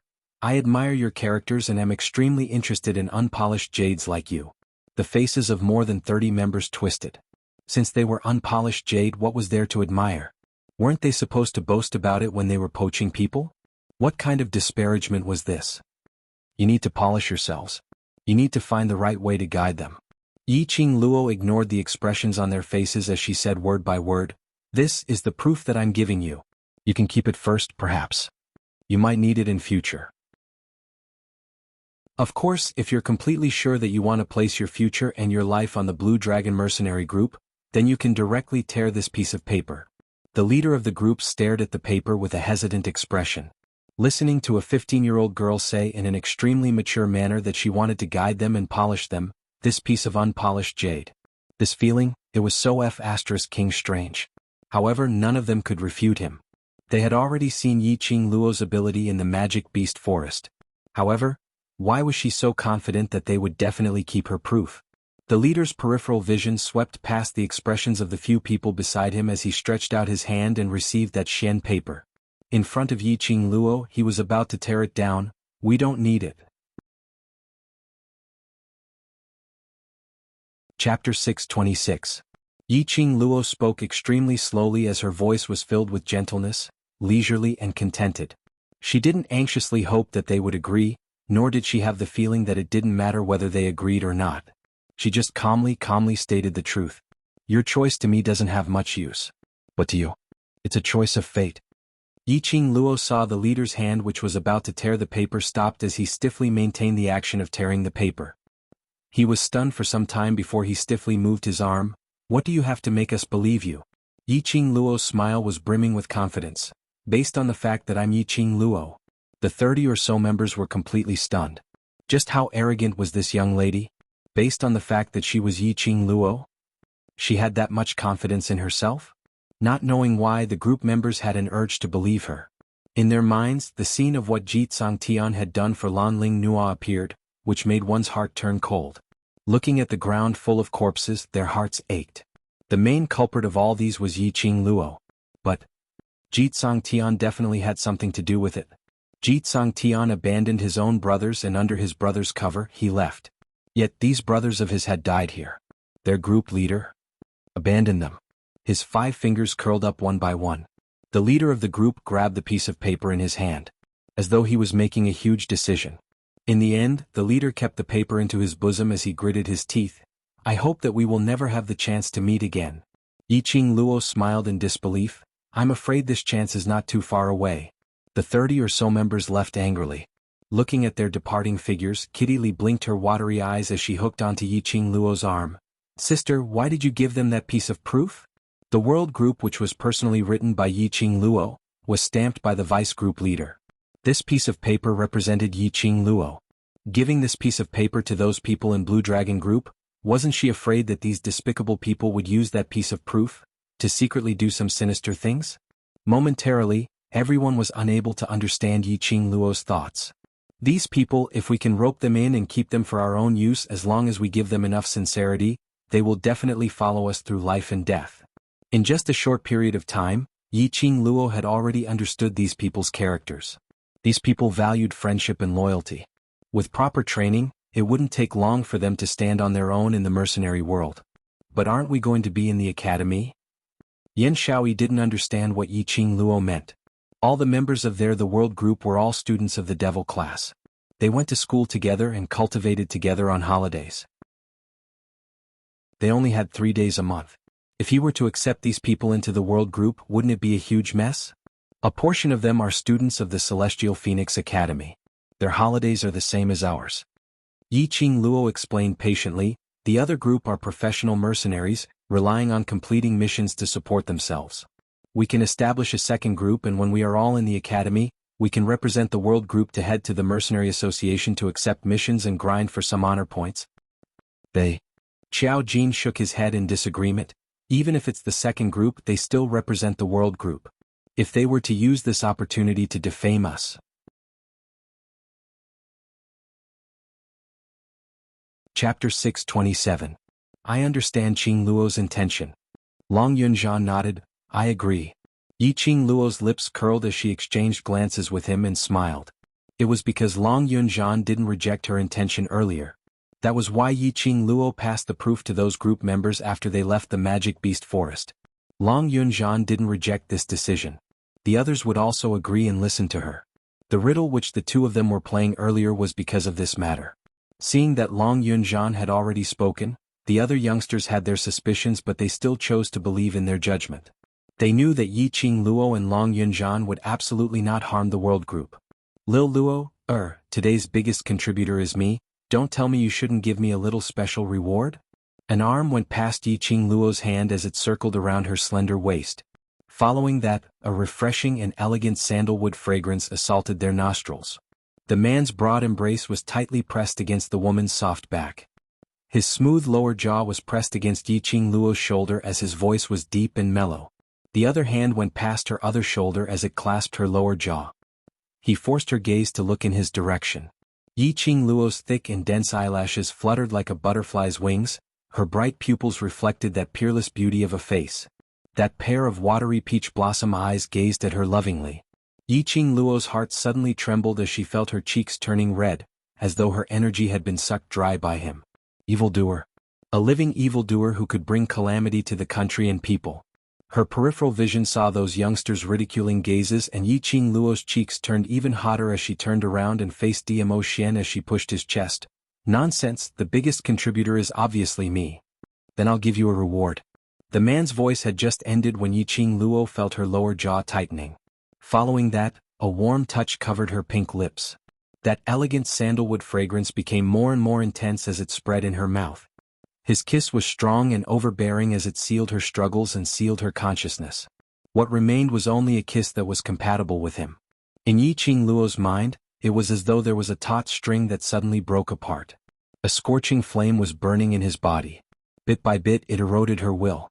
Yiqing Luo's little hand, which was on Dmo Xian's chest, gradually reduced in strength. Dmo Xian hugged her slender waist tighter and tighter, as though he wanted to melt her into his bones. Just as Yi Qing Luo's consciousness started to blur and was about to sink into oblivion, her peripheral vision swept onto the youngsters who were standing by the side, staring at them in a daze. Yi Qing Luo's face suddenly flushed red. Yi Qing Luo didn't know where the energy came from as she pushed him away fiercely. Who wants your reward? This monster. If it was in private, it would be fine if the two of them were intimate. Kissing her in front of all these brothers, with so many pairs of eyes, how was she going to maintain her dignity in front of her brothers in the future? Yi Qing Luo's face was so red that it looked like water was about to drip out. Qing Luo, it's alright, you guys carry on, just treat as if we don't exist. That's right. We're already used to being abused. You don't have to worry about us at all. If you want to kiss us, kiss us. If you want to hug us, hug us. The youngsters' ridiculing words came one after another. It was because of their ridicule that the atmosphere became relaxed once again. Today's exhaustion in the magic beast forest was swept away in the laughter.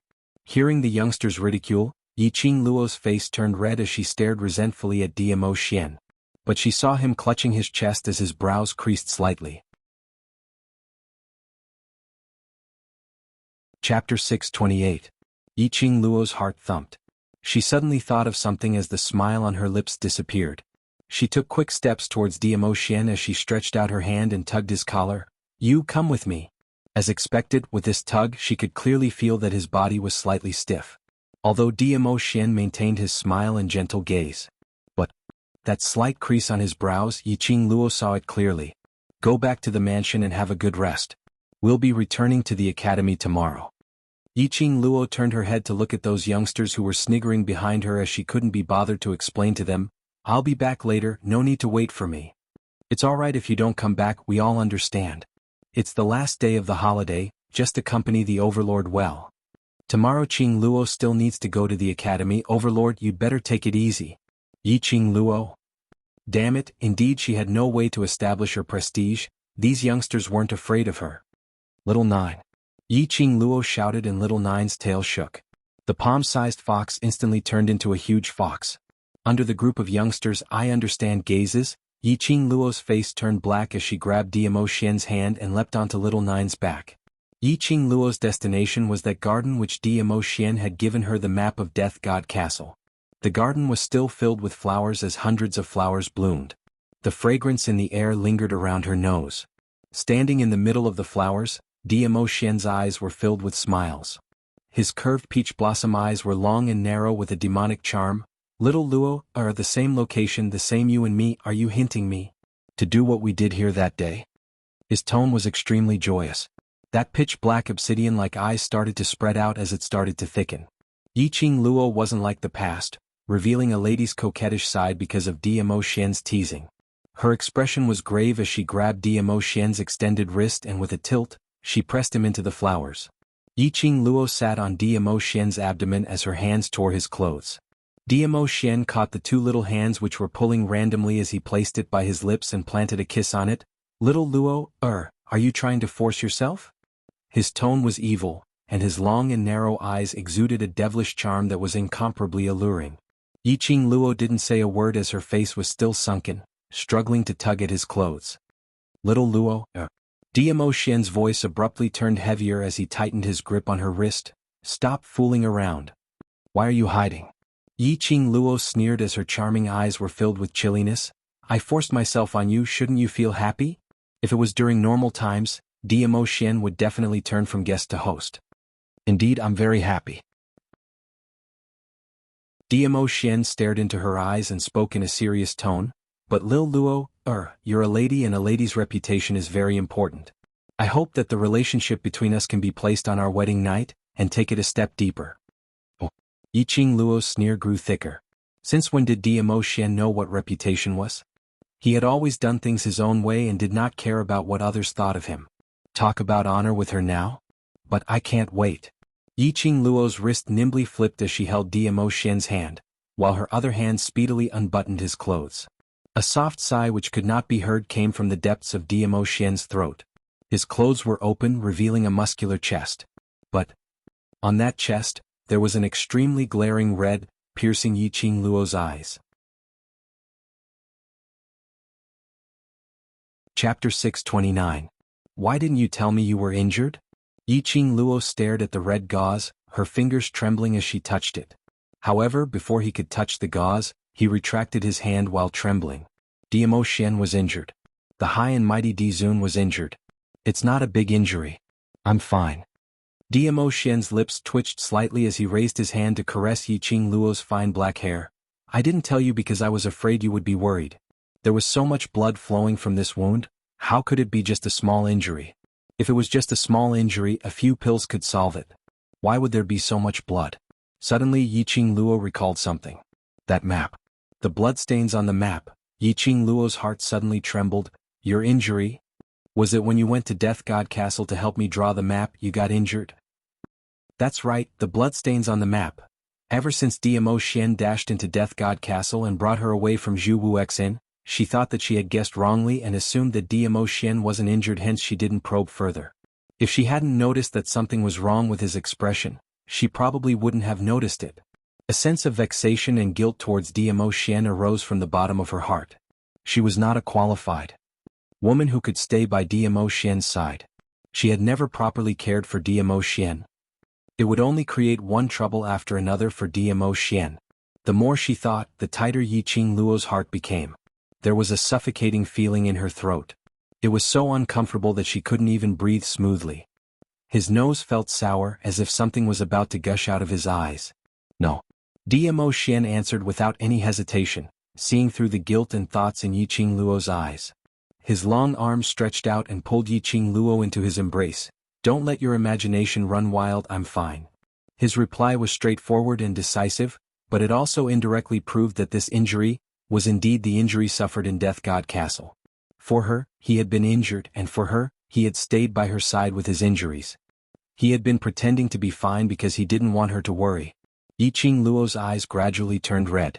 How could this man be so foolish? Feeling heartache? Diamo Xian's fingers slowly brushed past Yiqing Luo's cheeks, his fingertips paused at the corner of her eyes. If you can't bear to let me feel pain, kiss me and it won't hurt anymore. You. Even at this moment he could still act like a hooligan with a straight face. Yiqing Luo stared at Diamo Xian as she suddenly pushed his hand away. He took out some pills and gauze from the profound phoenix ring. You knew that I would be worried, yet you still hid the fact that you were injured. Yiqing Luo pursed her pink lips, her eyes filled with anger. You only let me know now, I'm even more worried, all right. She untied Diamo Xian's bloody gauze and threw it aside. Yiqing Luo then looked seriously at the wound on Diamo Xian's chest. It was a wound caused by a sharp weapon. The wound was not deep, but it happened to be close to the heart. Fortunately, Diamo Xian managed to evade in time and did not suffer any fatal injuries. Sharp weapons. Yiqing Luo's pupils contracted as she was already certain that Diamo Xian's injury was caused when he was challenging the mechanisms in Death God Castle, when he triggered the mechanism. That was also such an intricate map. The route towards the exquisite pagoda was drawn out clearly, and every single mechanism was marked out clearly. If it wasn't for the fact that he had tried every single mechanism, how could it be drawn out so intricately? The contours of Diamo Xian's face were extremely gentle, and the gaze which he gazed at Yiqing Luo was filled with tenderness and pampering. One was bandaging his wound, while the other was staring at her tenderly and sweetly. The breeze blew as the flower petals danced. Pieces of flower petals were like dancing butterflies, lingering between the two of them. Chapter 630. After Yiqing Luo was done with the bandaging, she helped Diamo Xian to adjust his clothes properly and was about to speak. His line of sight met with a calm sleeping face.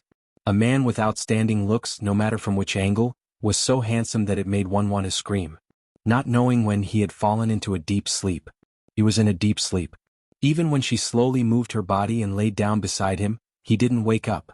Usually he was vigilant and could even sense a gust of wind. His injury was too serious. Yiqing Luo's heart ached as she pursed her lips tightly, as she half propped up her body and leaned beside him, staring at his face. The man in his sleep, his brows were tightly knitted into a bundle. Yiqing Luo couldn't help but stretched out her hand and swept past the wrinkles between his brows, as she gently caressed it. Perhaps it was the softness of her fingers, perhaps it was the gentleness of her fingertips, perhaps it was the familiarity of her scent. That tightly knitted brows, slowly smoothed out.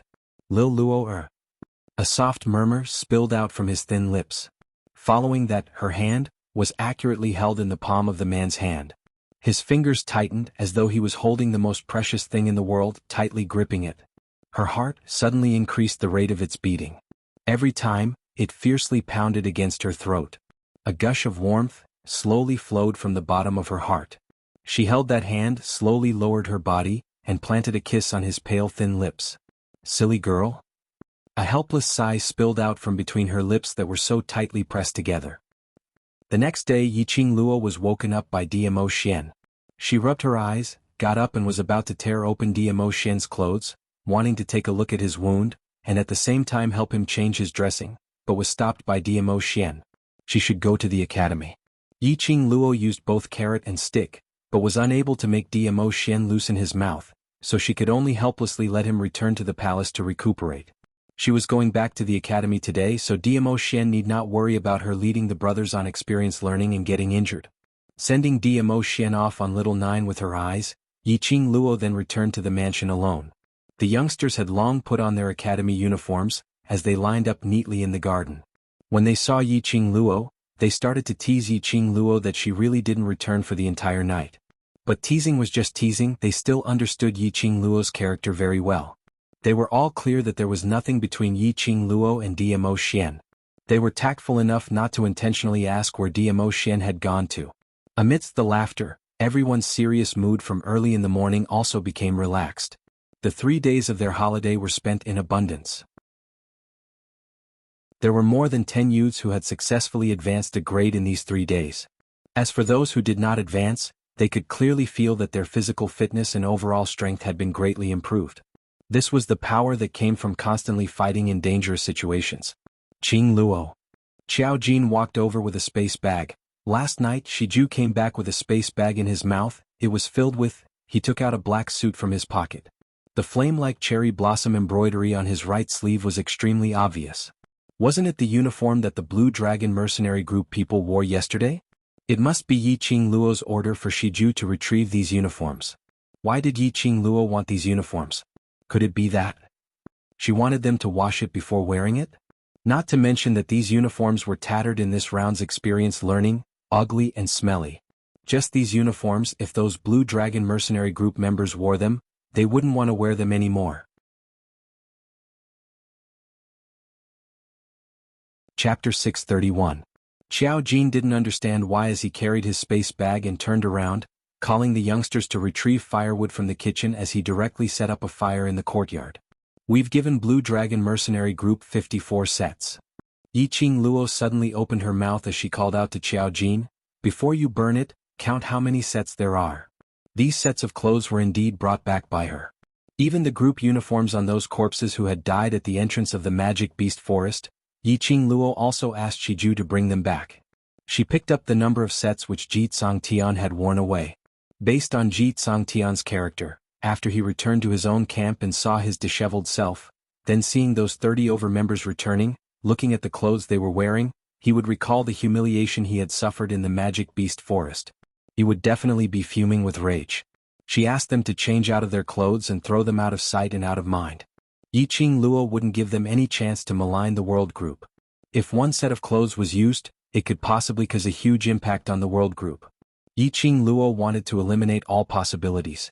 Qiao Jin seemed to have understood something as he laughed out loudly, you're the one who thought it through thoroughly. Burn. Burn all these clothes. Anyway, for the next 1 month, they wouldn't be able to wear the group uniform which belonged to them. They had plenty of time to customize a new batch of uniforms. The material and enchantment as well as the gravity belt had to be done meticulously. These were all things which Yan Shaoyi had discussed with the tailor's shop early on. They only needed to wait for a month before they could collect it from the tailor's shop. Not long later, the courtyard was lit up with flames as pieces of uniforms were thrown into the flames. A total of 54 pieces, no more and no less. Qiao Jin was burning as he told Yiqing Luo the numbers which he had counted. Yiqing Luo nodded as her heart, which was hanging in the balance, was finally put down. Lighting a fire in the courtyard so early in the morning, are you trying to burn down this huge mansion? Suddenly an old but powerful voice was heard from the end of the courtyard. Following that, they saw an elderly dressed in a white robe walking over leisurely. It seemed as though he had just casually taken a step, but in a blink of an eye, he had already appeared in front of Yiqing Luo and the others. Expert? This was absolutely an expert. The youngsters' gazes were fixed on that elderly. Why did he look a little familiar? Yiqing Luo also had this feeling. He furrowed his brows and stared at the old man as he thought about it for a long time. In the end he said with uncertainty, "Are you holy pirate?" The old man raised his eyebrows and raised his hand to touch his grizzled hair. His eyes were bright. "After taking a bath, trimming my hair and changing my clothes, I'm so handsome that you can't recognize me?" It was really holy pirate. One must know that when he was rescued from Death God Castle's dungeon, he was a person who had not bathed for 10 years. His body was so dirty that he was almost covered in lice and bedbugs. How could she recognize a face that was completely black? After bringing God Thief back to the mansion, Yiqing Luo's entire mind was on the Dark Forces matters and the other missions, totally throwing him aside. He didn't expect Holy Pirate to take care of himself. God knows how much water he had to wash himself to be so clean. "Little girl, are you going to the academy? Go in peace. Leave the mansion and the world group to me." God Thief patted his chest. Why did Yiqing Luo feel that this old man was extremely unreliable? Chapter 632. Yiqing Luo felt that this old man was even more unreliable. However, he was still an old man that he had picked up. Moreover, he was once the #1 holy thief in the Nirvana realm. Even if he had not been able to stretch his muscles and bones for 10 years, he would be able to recover his skills in a few days. Even if he wasn't as powerful as before, he still had the ability to protect himself. As long as he could find the feeling he once had, the holy pirate of the past could return. After all, to become the #1 holy thief, one had to rely on absolute power. She could not bring Holy Pirate to the college. It would be a good idea to let Holy Pirate manage the mansion. What's more, the 30-odd members of the Blue Dragon group might come to report to him. Yiqing Luo still handed the manor over to God Thief to look after. As for the world group, Yiqing Luo didn't hand it over to God Thief, only instructing him repeatedly that if anyone were to bring the proof of the world group's seal over to them, then leave them behind. By the time they had arranged everything, it was already morning, which was around 7 or 8 in the morning. Yiqing Luo and the rest left the mansion. They didn't arrive at the academy together. Instead, they split up into several teams. If he were to stay by Yiqing Luo's side, he would probably become the center of attention again. It would also easily expose the devil class to the public. Yiqing Luo only brought Yi Fengyu along and walked openly through the academy's main entrance. Today was the first day of school, and there was a sea of people at the entrance of the academy, with an endless stream of horses and carriages. After Yiqing Luo and Yi Fengyu walked into the academy, they indeed became the center of attention. After all, what happened in the Three Springs sect on a holiday was too unbelievable. First, Yiqing Jian and Leng Fenghua's secret affair was exposed. It was exposed that they were in the Crown Prince Palace's garden, in broad daylight. Moreover, Yiqing Qian was tormented till she was injured. Of course, if Yiqing Qian and Leng Fenghua were in love with each other, then it was perfectly justifiable. But unfortunately, Leng Fenghua was Yiqing Qian's 7th sister and also Yiqing Luo's fiancée. This was the loss of morals, this was the wrong view of the world. Yiqing Qian's deeds naturally affected Three Springs sect. Naturally it would implicate Yiqing Luo. It was like someone's father was a murderer. Everyone would subconsciously think that the whole family was a murderer when they saw that person's family. While everyone was sympathizing with Yiqing Luo at the same time, they felt that Yiqing Luo and Yiqing Jian were almost the same. After all, they were taught by the same father. But after that, news of Yiqing Luo clashing with the high profound class students at Heavenly Fortune Inn and finally being taken away by the Overlord's sacred beast, Nine-Tailed Fox, started to spread. While everyone was ridiculing Yiqing Qian, no one dared to bring Yiqing Luo along. It could be said that during the 3 days of vacation, the first miss and 7th miss of the Three Springs sect manor had become the talk of the town. You still have the guts to come to the academy? How shameless. Just as everyone was discussing in hushed voices, a sharp and ear-piercing voice rang out. Shortly after, a young girl walked over with her hands on her hips. Yiqing Luo couldn't be bothered, but the young lady was standing right in front of her and stretched out her hand to block her. This was the entrance to the academy, and there were many students coming and going. On seeing that someone dared to find fault with Yiqing Luo, they all stopped in their tracks to watch excitedly. Your eldest sister did such a shameless thing and was chased out of Three Springs City. She's setting off today, aren't you going to send her off?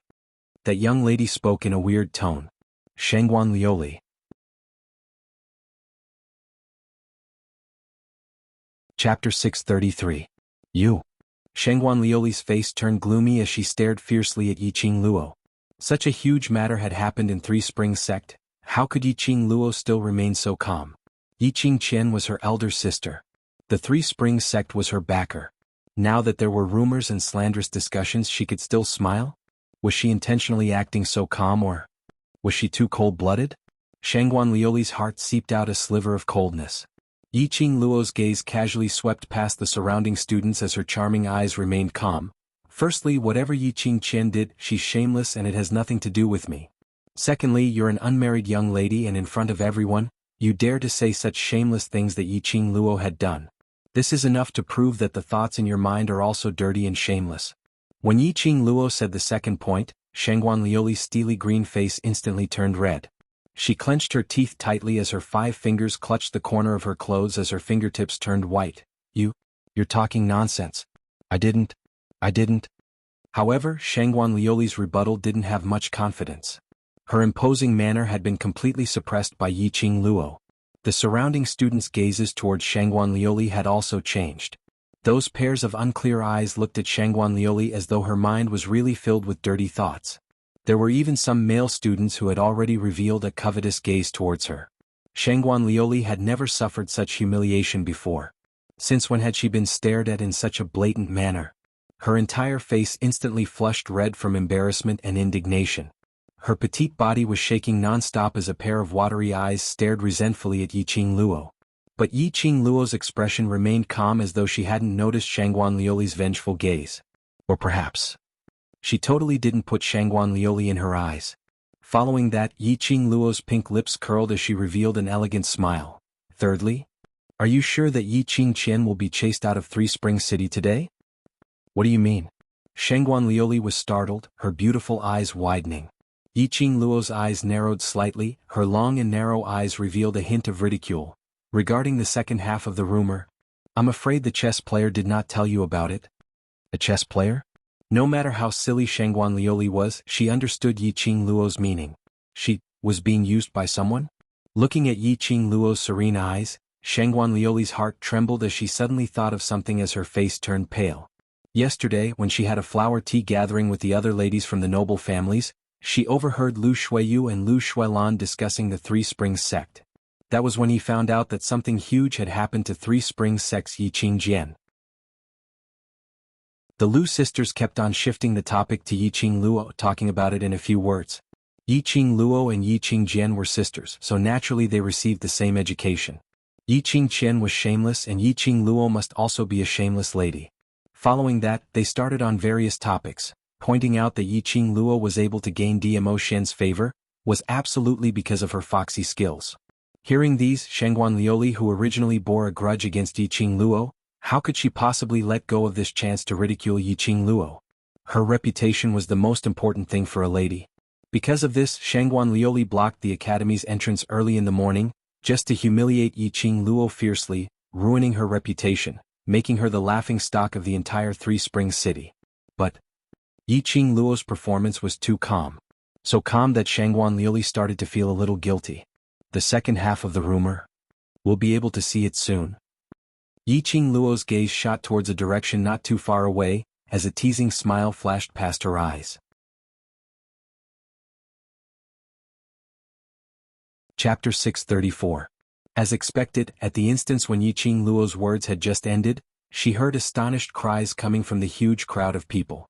Following that, a luxurious and exquisite carriage which was inlaid with sparkling crystals was seen slowly approaching. Wasn't the person in front of the carriage the current second prince Leng Fengying? Ever since Leng Fenghua fell from power, second prince's status had risen along with it. Numerous powerhouses and nobles all treated second prince as the crown prince's candidate, which was the future monarch. Even now, the crown prince's position had yet to be decided. But after all, in the entire West continent, only second prince had the ability to become the crown prince. Because of this, when these people saw Leng Fengying, all of them revealed a fawning smile as they went up to him in an attempt to attract his attention. Especially those elders who were sending their children to school, they all went up to greet him. Lung Fengying maintained his gentle and refined smile from start to finish. His handsome features looked innocent and harmless. If one didn't know him well just based on his looks, they would only think that he was a weak young man without the strength to truss a chicken, a soft-footed prawn that could be easily pinched. This kind of person easily made others feel close to him. This kind of person was even more welcomed by the imperial court's ministers. But to be able to grow up in the royal family, to be able to establish a batch of imperial court forces under Lung Fenghua's oppression, and also to pull in a portion of the external forces unknowingly. Finally, after Lung Fenghua met with a mishap, every step he took was so natural. Yiqing Luo didn't believe that this second prince was someone who was easy to deal with. Shangguan Liuli saw Lung Fengying at one glance as her eyes shone. Its second prince. That dainty face was an obvious bashfulness of a young lady meeting her sweetheart. She took quick steps forward and squeezed past those people who were flocking towards her as she pounced beside Lung Fengying, second prince. Lung Fengying, who had just flipped down the horse, had a smile on his face, as though he was bathed in the spring breeze, warming the earth. He passed the reins to the footboy and his arm was covered by a touch of warmth. Lowering his eyes, he saw Shangguan Liuli's bashful smile as she looked at him with a beaming face. Second prince, you haven't come to Shangguan residence to see me for a long time. Her tone was filled with tenderness. The onlookers looked at the two of them with dubious gazes. The second prince was so familiar with the daughter of the Shangguan family? From time to time he would go to the Shangguan residence to visit the daughter of the Shangguan housekeeper? Could it be that the second prince was going to marry into the Shangguan family? Fifth Miss Shangguan. Lung Fengying calmly retracted his hand as he silently pulled the distance between the two of them apart with a gentle smile. A few days ago I consulted Shangguan family head about the plan to control the flood in the North Village and it has already started to be implemented. I've been busy with this matter and forgot to thank Shangguan family head.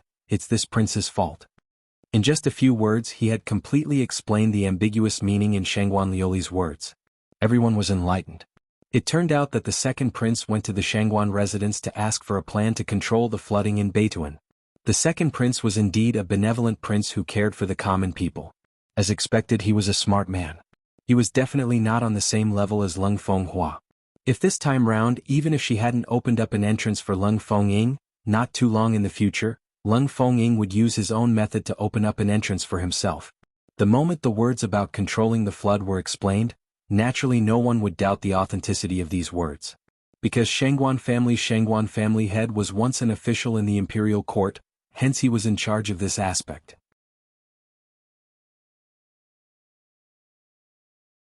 Chapter 635.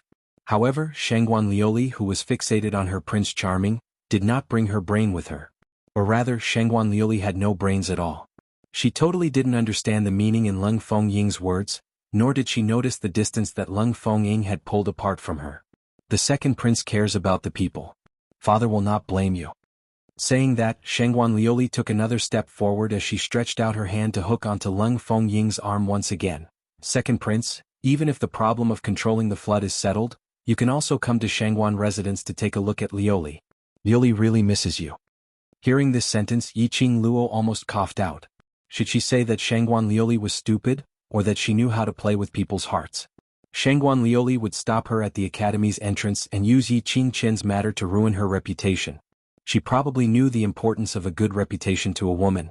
But unfortunately, the expression on Shangguan Liuli's face and the words she said revealed her admiration towards Lung Fengying, as well as her private ambiguous relationship with Lung Fenghua. She was certain that Lung Fengying would marry her? One must know that Shangguan Liuli's performance in front of everyone had totally tagged her as Lung Fengying. If Lung Fengying didn't marry her, Shangguan Liuli would probably be single for the rest of her life. After all, Lung Fengying's identity was there for all to see. It was very likely that he would be the future monarch.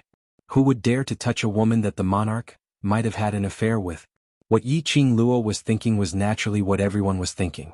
All of them discussed in low voices, trying to guess the relationship between Shangguan Liuli and the second prince. Right at this moment, the curtain of the luxurious carriage was pinched by a white finger, and then a sweet-sounding voice was heard. Fifth Miss Shangguan, in the heart of the second prince, there is only the West Continent and all the common people of the West Continent. Could it be that fifth Miss Shangguan hopes that the second prince will abandon the common people and go to the Shangguan residence to see you every day? His tone was filled with disdain and mockery. Ding ding dong dong, the sound of jewelry colliding against each other could be heard.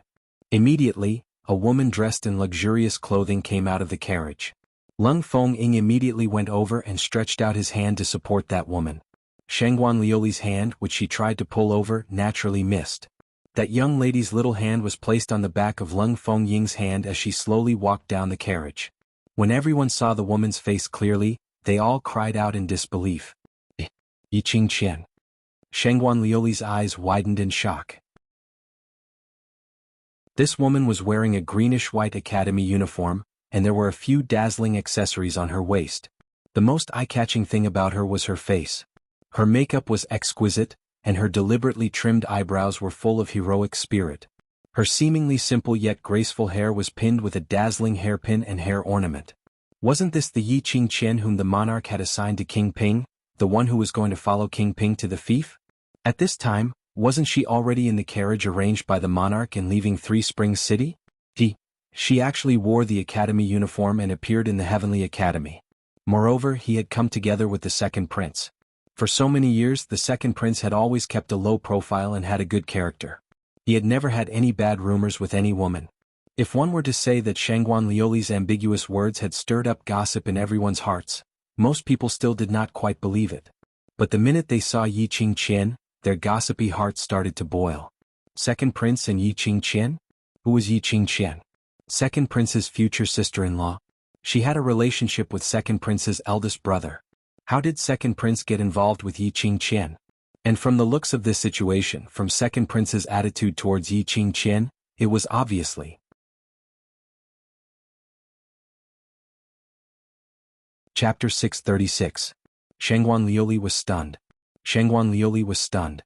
Shangguan Liuli was stunned. She wanted to ask. The male god in her heart, holding the hand of the woman whom she despised from the bottom of her heart, walking arrogantly in front of her, how would she feel? Shangguan Liuli only knew that a cord in her brain had snapped. Suddenly it exploded, leaving only a blank space. Her body had already started to move according to Shangguan Liuli's most genuine thoughts. She speedily walked in front of Lung Feng-ing, blocking his path as she stared fiercely at Yi Qingqian. Second prince, what's your relationship with this slut? The surrounding crowd stuck their heads out, expressing that they were extremely curious about the answer to this question. Fifth Miss Shangguan, what relationship I have with second prince, is none of your business. Yi Qingqian's brows rose as her lips curled into a contemptuous smile. A good dog doesn't block the way. Fifth Miss Shangguan, please move aside. You actually dare to call me a dog? Shangguan Liuli's cheeks flushed red, especially that smirk of ridicule in Yi Qingqian's eyes, pierced deeply into her eyes. Shangguan Liuli bit her lower lip tightly, suppressing the surging anger in her chest as she stubbornly looked at Lung Feng-ing. Second prince. Don't be cheated by this vixen, she's simply a shameless slut. With a bam, Shangguan Liuli's petite body was sent flying. Yi Qingqian retracted her hand as that usually gentle white lotus face was filled with arrogance, an unconcealable arrogance. Shangguan Liuli, don't be so shameless when I give you face. Who gave you the right to insult me? This action made the surrounding students gasp in shock. In their eyes, Yi Qingqian was a pure white lotus. Yi Qingqian was the #1 beauty in Three Springs City. She was beautiful, had high innate talent, had a gentle character and treated others with courtesy. In other words, she was a big white lotus who gathered all the advantages. This was the first time they saw Yi Qingqian revealing such an arrogant and haughty expression. This was also the first time they saw Yi Qingqian slapping someone without any explanation. Yi Qingluo was also slightly shocked. She squinted her eyes as she stared at Yi Qingqian with interest. It turned out that her big sister, who was like a white lotus, had completely darkened after experiencing this incident. But that's right. His reputation and whatnot were already ruined. No matter how Yi Qingqian acted or how she acted as a white lotus, the people of Three Springs City wouldn't believe it, and neither would the people of the West Continent. Stealing his sister's fiancé was the same as stealing his sister's fiancé. Rolling around with his sister's fiancé was the same as rolling around with his sister's fiancé. Everything was the truth. There was no way to refute that. It would be better to just turn evil and not bother to wear that hypocritical mask anymore. In any case, he would be scolded for pretending to be innocent. Even if he turned dark, he would still be scolded. Darkening, at least he felt good in his heart and he didn't have to be so aggrieved. He had to admit that Yi Qingqian's move was extremely good. As though noticing Yi Qing Luo's gaze, that arrogant lady's eyebrows rose as her vision shot towards Yi Qing Luo. Then a murderous look flashed across her eyes. She lifted her hand and wiped it across her neck. Her fiery red lips curled into an arrogant, cold smile. Her lips wriggled as she spat out a few words soundlessly. "You just wait and see." Yi Qing Luo's expression didn't change as she didn't respond to Yi Qing Qian's provocation. From the time she heard the high profound class discussing about Yi Qing Qian and Second Prince's hooking up, Yi Qing Luo guessed that this big sister White Lotus was like a weed with tenacious vitality. Yi Qing Qian was still alive. As long as Yi Qing Qian was given a chance to make a comeback, she would disregard everything to get this chance.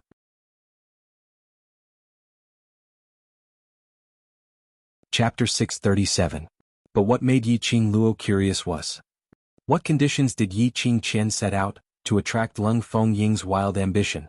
He didn't care about Yi Qing Qian's current disreputable reputation, which would affect his current status, and personally sent Yi Qing Qian to the academy to build up her reputation. With Second Prince as her backing, everyone's discussions and ridicule towards Yi Qing Qian were more or less restrained. Shangguan Liuli was beaten into a daze. She sat on the ground in a daze, clutching her swollen red cheek, as blood seeped out from the corner of her mouth. Yi Qing Qian actually hit him? Yi Qing Qian, that slut, actually dared to hit her? Shangguan Liuli was infuriated. With a sudden sound, she sprang up from the ground as she raised her hand and sent a slap towards Yi Qing Qian's face. "You slutty vixen, I asked you to hit me, I asked you to use your unrestrained nature to seduce Second Prince." Shangguan Liuli had always been arrogant and willful. Since young, she had only suffered a loss in Yi Qing Luo's hands. At this moment, Yi Qing Qian also dared to press on top of her. Especially Yi Qing Qian, who had snatched away the male god in her heart. Shangguan Liuli instantly shifted her hatred towards Yi Qing Luo onto Yi Qing Qian. But before she could pounce on her, a figure dashed out from the crowd, blocking Shangguan Liuli's way. Following that, she heard an apologetic voice, "Second Prince, eldest Miss Yi, my sister and I had a small conflict today, and I've been suppressing my anger in my heart, so I acted up for no reason, disturbing Second Prince and eldest Miss Yi. It's my sister's fault, I apologize on behalf of my sister." Third brother. Shangguan Liuli's eyes widened as she stared in disbelief at the man who was tugging her. Shangguan Fengyi's hand, at a place where no one could see, pinched Shangguan Liuli's flesh fiercely. Shangguan Liuli cried out in pain as her eyes instantly turned red, as she covered her face aggrievedly, shaking off Shangguan Fengyi's hand, stomping her feet, she turned around and ran away crying. "Second Prince, eldest Miss Yi, I'm sorry." Shangguan Fengyi bowed his body slightly. "No worries." Lung Fengying smiled faintly as he shook his head. "Perhaps some of this prince's actions had caused Fifth Miss Shangguan to misunderstand. I'm indebted to Fifth Miss Shangguan's misplaced love." Shangguan Fengyi's face darkened. Lung Fengying saying these words in front of everyone totally destroyed Shangguan Liuli's reputation. Shangguan Liuli admired the second prince and was rejected by him? Once the news got out, would Shangguan Liuli still be able to find a husband? Which young master would dare to accept her? If Lung Fengying hadn't said these words, Shangguan Fengyi could still use other words to smooth over Shangguan Liuli's earlier actions. But Lung Fengying totally didn't give Shangguan Liuli this chance. Was he standing up for Yi Qing Qian? Shangguan Fengyi was overwhelmed with shock as he subconsciously took a look at Yi Qing Qian. But he discovered that Yi Qing Qian's pretty face was covered with a layer of arrogant frost, looking at him with a smile that didn't look like a smile. That gaze was filled with a strong warning. She was totally different from the usual Yi Qing Qian. It was as though he was a completely different person. Shangguan Fengyi lowered his head and looked away. He murmured, "Then I shall not disturb second prince and eldest Miss Yi." Saying that, he chased after the direction which Shangguan Liuli ran towards. Lung Fengying and Yi Qing Qian held hands as he sent Yi Qing Qian into the academy before he stopped in his tracks. Standing at the entrance of the academy, he remained silent for a moment before he turned around and returned to the carriage. This action seemed as though he treasured Yi Qing Qian a lot. But in Yi Qing Luo's eyes, she only felt that Lung Fengying was completing a mission. A mission which he had discussed with Yi Qing Qian. There were no feelings between them.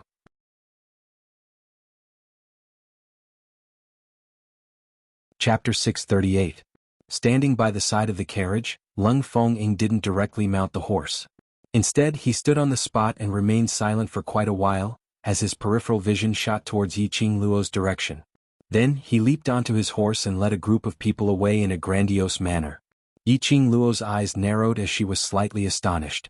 Elder sister, eldest sister she. Yi Fengyu frowned as he thought of Yi Qing Qian just now and couldn't help but have goosebumps. That kind of Yi Qing Qian was totally different from the Yi Qing Qian in his memories. Don't bother about her. Yi Qing Luo ruffled Yi Fengyu's hair. Next time you see her, just avoid her. Now she doesn't even want to wear that gentle mask anymore. She won't be soft-hearted towards you. Yi Fengyu was stunned. Alright, go in. Don't forget to report to Teacher Guiyu. Yi Qing Luo patted his face, grabbed his shoulder and pushed him towards the school gate. Teacher Guiyu should be very interested in our 3 days of experience learning. Sister, what are you going to do? Kids shouldn't ask too many questions. After sending Yi Fengyu away, Yi Qing Luo didn't enter the academy but blended into the crowd and quietly disappeared from everyone's sight. Everyone's attention was focused on Yi Qing Jian and Lung Feng-ying, so naturally no one noticed Yi Qing Luo's disappearance. Yi Qing Luo arrived at the back alley of the Heavenly Academy with ease. This was the place where she barged into when she first came to the Heavenly Academy. It was also here that he was assassinated by the triplets of Godless Island, the three evils of Godless. At this moment, the back alley was still silent, without the slightest sign of life. Yi Qing Luo stopped at a dead end as her voice was chilly. Aren't you looking for me? Why are you hiding? Are you worried about being discovered? As soon as he finished speaking, the sound of light footsteps came from behind him. Following that, she heard Lung Feng-ying's gentle voice ringing behind her. Yes, 7th Mississippi. What's the matter, Second Prince? Yi Qing Luo raised her brows and turned around with a playful smile. Earlier, before Lung Feng-ying mounted the horse and left, he specially took a look at her as his lips moved slightly. Yi Qing Luo could read lips. He asked her to meet him in the back alley. Coincidentally, she also had something which she wanted to discuss with Lung Feng-ying. After all, the relationship between them could be considered to be a cooperative one. 7th young mistress of the night is so intelligent. You should understand why I am looking for you. Lung Feng-ying was indeed an intelligent man, and right now when he was conversing with Yi Qing Luo, he had automatically changed his self-address to I, indicating his respect towards Yi Qing Luo. Yi Qing Luo covered her mouth and chuckled. Her eyes were glowing. Second Prince didn't say anything. No matter how intelligent I am, I'm not a roundworm in his stomach. Don't you have anything to ask me? Of course there is, but... Yi Qing Luo dragged her words. Will you answer truthfully? Yes. Lung Feng-ying spat out a word without any hesitation. I owe you a favor, so I will answer whatever questions you ask me. That pair of gentle eyes stared straight at Yi Qing Luo, filled with sincerity. As though he was expressing his determination to Yi Qing Luo. Yi Qing Luo squinted her eyes in interest. To tell the truth, before this she totally had no impression of Lung Feng-ying at all. It was just that when he was dealing with Lung Fenghua, he deliberately investigated whether there was anyone in the current imperial family who could be on par with Lung Fenghua. From the investigations, Lung Feng-ying was an extremely mediocre prince. His innate talent was average and his deeds were average. Especially under Lung Fenghua's intentional oppression, his entire person could be described as ordinary. As for her, choosing Lung Feng-ying was based on her direct observation towards the imperial family.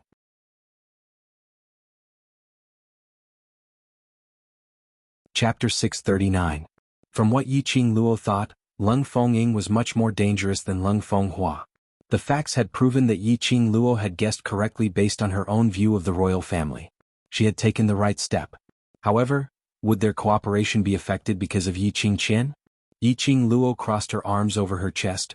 What's the relationship between you and Yi Qing Qian? As you can see. Lung Feng-ying replied without any hesitation. Yi Qing Luo's lips twitched. You call this an answer? What did he mean by the relationship she saw? In other words, no matter what she thought, the relationship was there, and he wouldn't deny it or admit it. You call that a truthful answer? Lung Feng-ying smiled but didn't say a word. Yi Qing Luo's eyes twitched as she turned around and left. 7th Miss Yi. Lung Feng-ying hurriedly blocked Yi Qing Luo's way. Although his facial features were not outstanding, there was a unique charm to his gentle face. I don't mean it in that way. Lung Feng-ying explained. A cold glint flashed past Yi Qing Luo's eyes as she squinted at the arm in front of her. If you don't have the sincerity to talk to me, then don't waste my time. I'm not that free to play riddles with you here.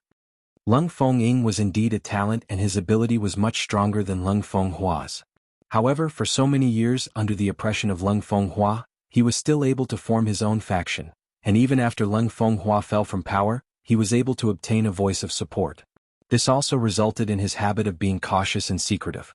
And this point, towards Yi Qingluo, who liked to be clean and decisive, it was extremely irritating. Since she had chosen to cooperate with Leng Fengying, she had already paved a path for Leng Fengying to quickly destroy Leng Fenghua. He would no longer cooperate with anyone else. Furthermore, in the entire imperial family, who else but him could threaten his position? There was no doubt that the position of crown prince belonged to Leng Fengying. From Yi Qingluo's point of view, since they were working together, then they should choose to trust each other and work together happily. Whereas until now, Leng Fengying still harbored suspicions towards her. Since they didn't trust each other, there was no need to continue their partnership. Seventh young mistress of the night, of course, I sincerely want to talk to you. Leng Fengying gave a gentle smile as he put down the arm which was placed horizontally in front of Yi Qingluo. I believe with 7th Miss Ye's intelligence, you will definitely be able to tell that Yi Qingqian and I are not that kind of relationship. Reason. Yi Qingluo couldn't be bothered to beat around the bush with him. Leng Fengying's eyelids drooped down as he shook his head. Forgive me for not being able to say. Can't say. Yi Qingluo narrowed her eyes as her vision swept past his face. Because you want Yi Qingqian's power? Saying that, Leng Fengying looked at Yi Qingluo in astonishment as though he was in shock. How did she know? As expected, Yi Qingluo's eyes sunk slightly as her expression turned grave. That's right, who wouldn't want Yi Qingqian's power? She was only a teenage girl, but she had already reached the Earth Profound Realm. If she trained well with her talent, she would definitely become a rare genius girl in the world. Who didn't want to keep her for their own use? Especially, Yi Qingqian still had the dark forces as her backing. Thinking about it. Hence, Yi Qingqian made Leng Fengying sign a soul contract with the dark forces, using the power as bait, making use of Leng Fengying's identity and status to give herself a chance to make a comeback. The current Leng Fengying had just chased Leng Fenghua off the crown prince's position. He urgently needed to do something or use his own ability to prove that he was the only candidate for the crown prince's position. In this era where martial arts were revered and the strong were revered.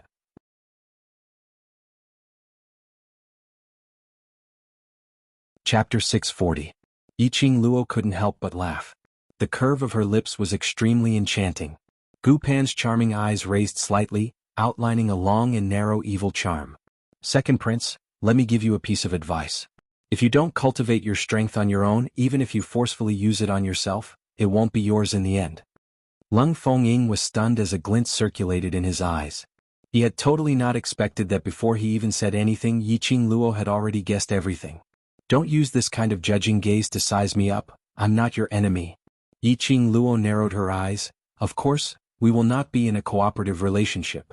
Leng Fengying was just about to open his mouth when he stopped. Seventh young Miss Yi, aren't we? The moment you got together with Yi Qingqian, the cooperation between us had ended. Yi Qingluo said straightforwardly, of course you don't need to have any psychological burden. I will help you not because I want to. Yes, at the end of the day they were just using each other. Leng Fenghua wanted to harm her. Yi Qingqian wanted to return the scheme to her. She wanted to retaliate, and it wasn't as simple as killing the other party. Instead, it was to crush the opponent's mentality and destroy the things that they cared about bit by bit. As for Leng Fengying, he was just a chess piece to destroy Leng Fenghua. Seventh young Miss Yi. Leng Fengying's gentle brows creased slightly as his tone turned anxious. We can have a good talk. He was an intelligent man and naturally understood that if he became enemies with Yi Qingluo, it would mean adding another strong opponent. His current foundation wasn't stable, and since Yi Qingluo was able to destroy Leng Fenghua, she naturally had the ability to destroy him.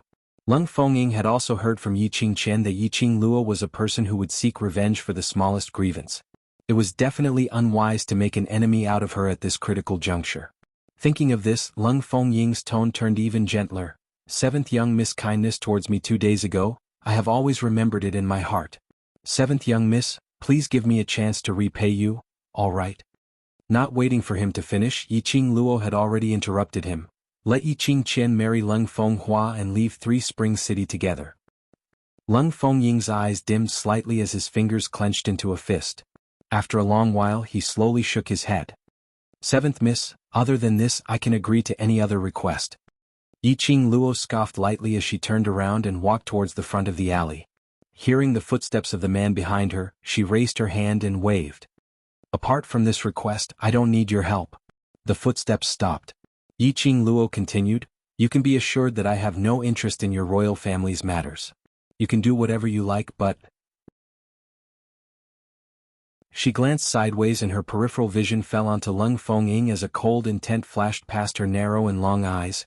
"If your war implicates my people, then don't blame me for not showing any mercy." Lung Fengying was stunned on the spot. That gaze, even though it was only a glance, caused one to shudder with fear. "If people don't offend me, I won't offend them." This was what Yi Qing Luo conveyed to him. As long as he or Yi Qing Qian didn't offend her, she didn't have the time to go against them. This woman's personality was really hard to fathom.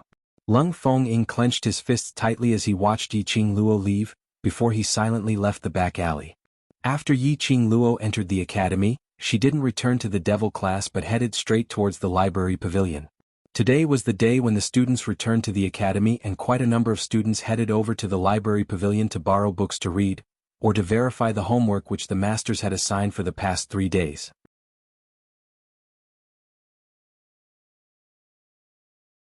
Chapter 641.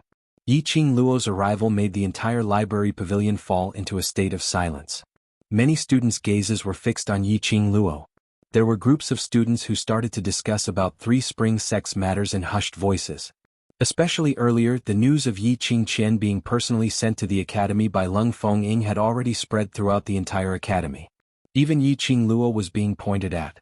Yi Qing Luo didn't bother about other people's views as she walked towards the direction of the second floor. But she had just stepped onto the first step when she heard someone smashing a book on the table. "Student Yi Qing Luo, don't you know the rules?" "Qing Qian." Another timid voice was heard. Yi Qing Luo turned her head and saw Yi Qing Qian standing beside a wooden table in the magical beast category book section. Her pretty face was cold, as though she was purely reminding Yi Qing Luo. And beside her were 5 to 6 high-profound class female students and Lu Shuilan, who was staring at Yi Qing Luo with a terrified expression. "Vice President, towards those who don't abide by the academy's rules, how should the faculty council punish them?" Yi Qing Qian didn't see the fear in Lu Shuilan's eyes as she looked at Lu Shuilan with a smile. This was obviously directed at Yi Qing Luo. This was indeed directed at Yi Qing Luo. "Qing Qian." Lu Shuilan's face turned slightly pale as her tone raised as she berated, "Student Yi Qing Luo is a new student and seldom comes to the library pavilion, so naturally she doesn't know the rules here." Yi Qing Qian's reputation was already in a mess during this holiday. No matter where she went, she was given the title of slut. But after she returned to the academy, she seemed to have changed into a different person. Totally not bothered about the others pointing fingers at her. Furthermore, she was so overbearing that even she couldn't suppress Yi Qing Qian. Yi Qing Qian's red lips were like flames as her bright smile was different from the usual gentle like water, but it was covered with a layer of threatening coldness. "Really? Then what Vice President means is, as long as you are a new student, you can casually violate the academy's rules?" I don't mean it in that way." Lu Shuilan's throat choked, and under Yi Qing Qian's gaze, her legs turned soft. What was going on? Why did Yi Qing Qian suddenly become so gloomy? This pair of sisters from the Yi clan, each was weirder than the other. It's precisely because she's a new student and has violated the academy's rules once, so she should be punished as a warning to others. Yi Qing Qian's voice grew colder and colder as she walked towards Yi Qing Luo's direction. The students in the library didn't even dare to breathe loudly. He stared dumbfoundedly at the scene of the Yi sisters killing each other. They were all sighing silently in their hearts. Surely this Yi Qing Qian couldn't have been driven crazy because her reputation was in a mess? Yi Qing Qian was the White Lotus representative in everyone's hearts. His ferocious appearance was really hard to accept for a moment. Yi Qing Luo squinted her eyes as she stared at the lady who was walking nearer to her, as her slightly creased brows rose. "Elder sister is really free." The closer Yi Qing Qian got, the clearer Yi Qing Luo could see the faint black qi in her eyes. The dark force's energy was in Yi Qing Qian's body. However, what made Yi Qing Luo curious was, this dark force's power didn't seem to be the kind that controlled Yi Qing Ling and Yu Qi Peng, but it was obediently attached to Yi Qing Qian's body. Instead, it seemed like it had already merged into one with Yi Qing Qian, becoming a power that Yi Qing Qian could use. Suddenly, Yi Qing Luo recalled the question she asked Lung Fengying. Yi Qing Qian used the dark force and Lung Fengying as bait to cooperate with him.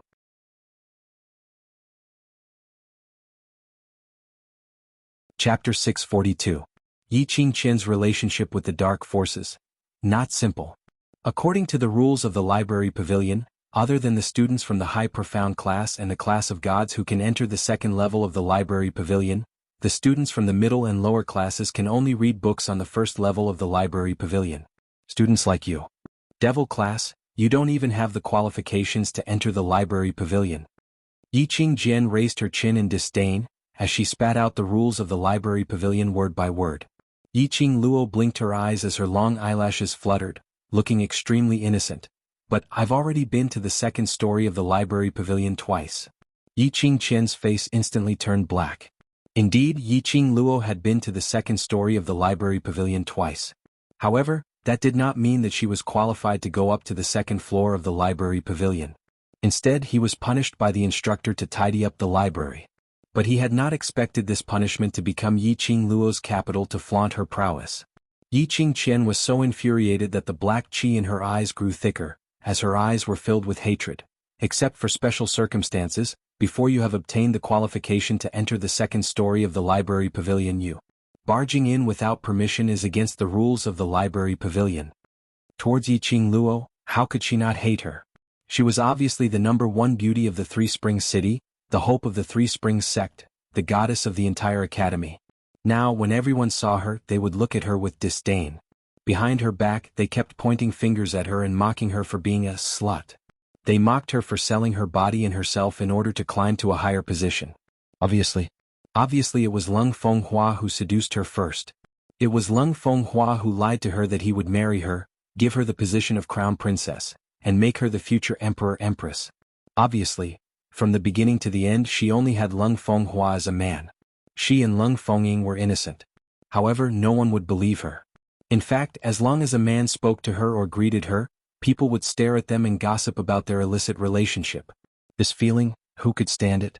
Although the days when she wore a mask in the past were very tiring, however, no matter how tired he was in the past, his heart was content. She liked the feeling of people looking at her with admiration in their eyes. He liked the feeling of standing at the top of the clouds and being praised. But now she had fallen from the clouds into the abyss of hell and could no longer climb back up. He was back to being himself and no longer had to wear a mask. But she wasn't happy. She couldn't accept it. There was a feeling of emptiness in his chest. All these were thanks to Yi Qingluo. It was Yi Qingluo who caused her to become like this. The more he thought about it, the more resentment he felt in his heart. Yi Qingqian couldn't help but raise her hand, as she fiercely slapped Yi Qingluo's calm and composed face. She wanted to destroy the face, the owner of the face. He wanted to dismember Yi Qingluo into 1,000 pieces, so that she would never be able to reincarnate. That intense hatred was naturally felt by Yi Qingluo. Her eyes overflowed with ridicule as she looked at Yi Qingqian's venomous eyes. When she raised her palm to swing towards her face, she directly raised her leg and kicked towards Yi Qingqian's chest. Yi Qingqian's action was totally subconscious, and by the time she reacted and tried to avoid it, a sharp pain had already spread from her chest and she was like a kite with a broken string, flying out directly. Her eyes were filled with shock. When she landed on the ground, she quickly slammed her palm against the ground. His body spun a few times in the air before he stabilized his footing.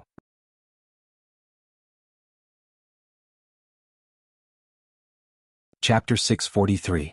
The library pavilion's rules are set by you? Just because you say I don't have the right to enter doesn't mean I can't enter? Are you from the faculty council? Vice President Lu Dai didn't even say a word. What are you butting in for? Question after question, like a bombardment, smashed towards Yi Qingqian with a pitter-patter.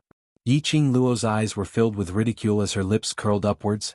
You can't go up to the second story of the library pavilion, but I can go up without any obstruction. Do you believe me? Yi Qingqian clutched her chest. Yi Qingluo's kick was totally without any reservation. Yes. As a high profound class student, even if Yi Qingqian wanted to go up to the second story of the library pavilion, she had to get the approval from the library pavilion's management and obtain the time certificate to enter the second story.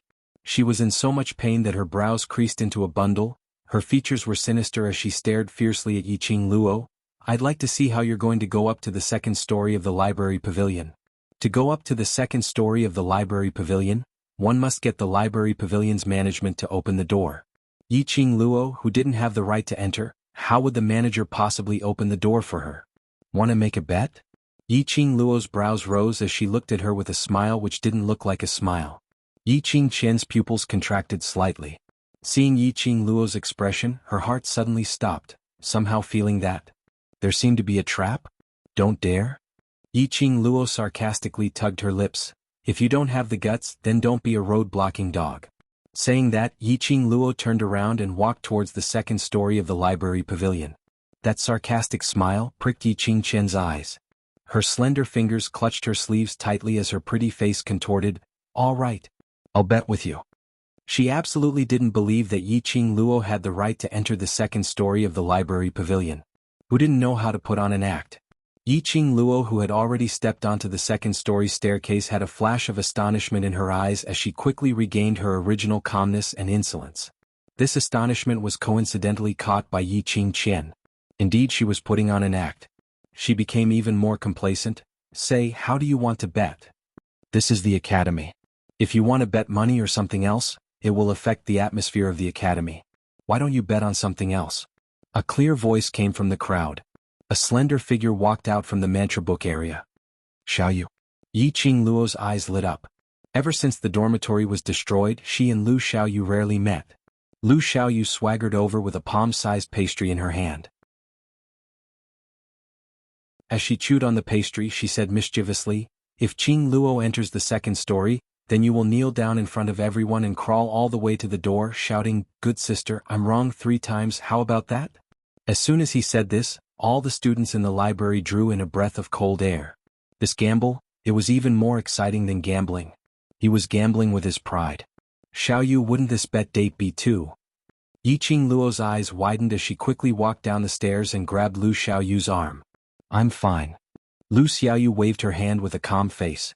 I've just returned to the academy, so I need something happy to stimulate the students' passion for learning. Just treat it as entertainment. But, I'll bet. Not waiting for Yi Qingluo to finish stammering, Yi Qingjian had already opened her mouth. At this moment, Yi Qingjian had already determined that Yi Qingluo was putting on an act. She wanted Yi Qingluo to kneel down in front of everyone, and wanted Yi Qingluo to crawl out of the library pavilion's entrance. She wanted Yi Qingluo to not be able to lift her head up in front of everyone. Bet, bet, bet. The surrounding students saw Yi Qingjian nodding her head without any hesitation, and this bet was so interesting, so they were all interested. All of them cheered with their arms raised.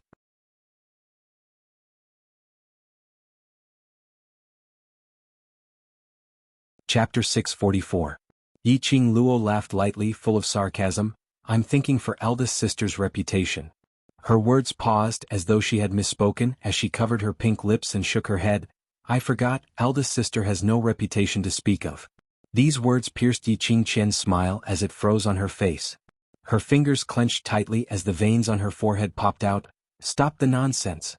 Are you going to bet or not? Eldest sister is already embarrassed enough. Are you sure you want to bet so much?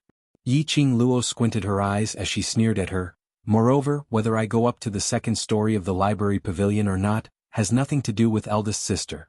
Yi Qingqian was pierced by Yi Qingluo's words, as her pretty face was covered with a layer of frost. The black qi in the depths of her beautiful eyes formed a whirlpool. Student Yi Qingluo, this is the academy. I cannot protect you in front of so many students just because you're my sister. Yi Qingqian clenched her teeth fiercely. If you can go up without any obstruction, I will kneel down right now.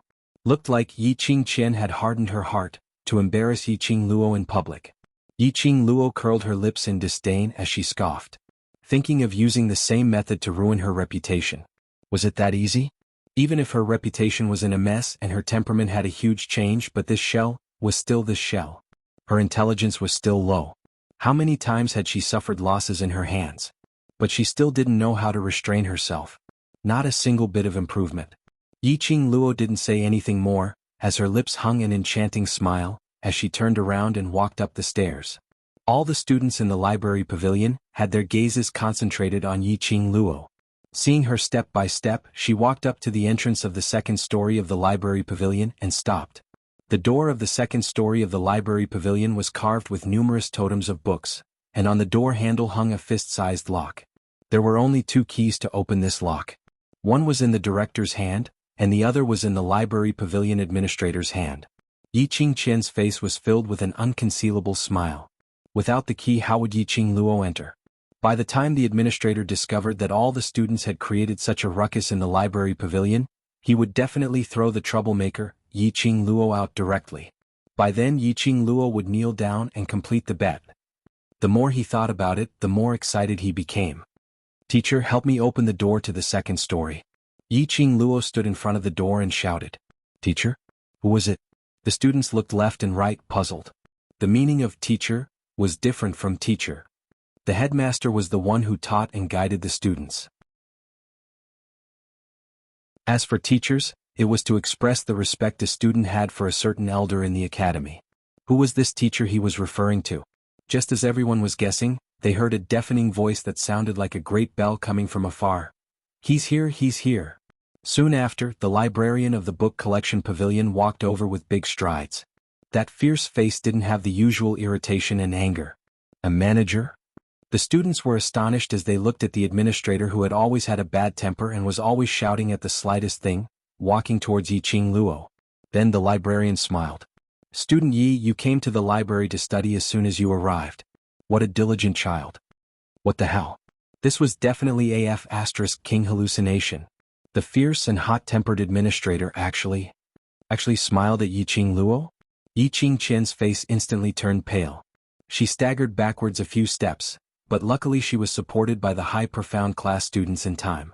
She had been tricked by Yiqing Luo again? The administrator's attitude was obviously on Yiqing Luo's side.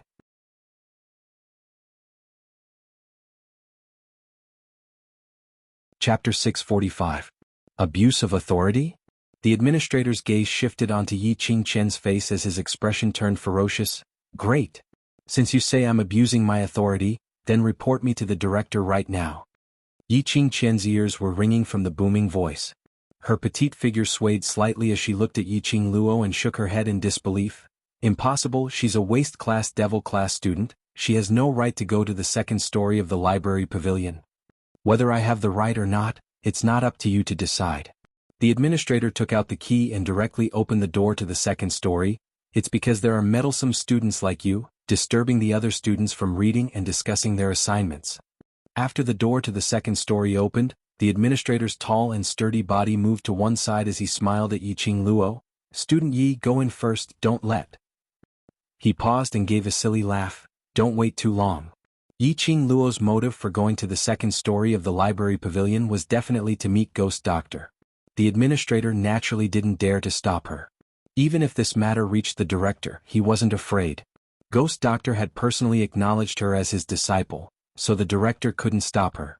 Ever since he knew that Yiqing Luo was Ghost Doctor's disciple, the administrator became more and more respectful towards her. Of course, there was also his fondness towards Yiqing Luo.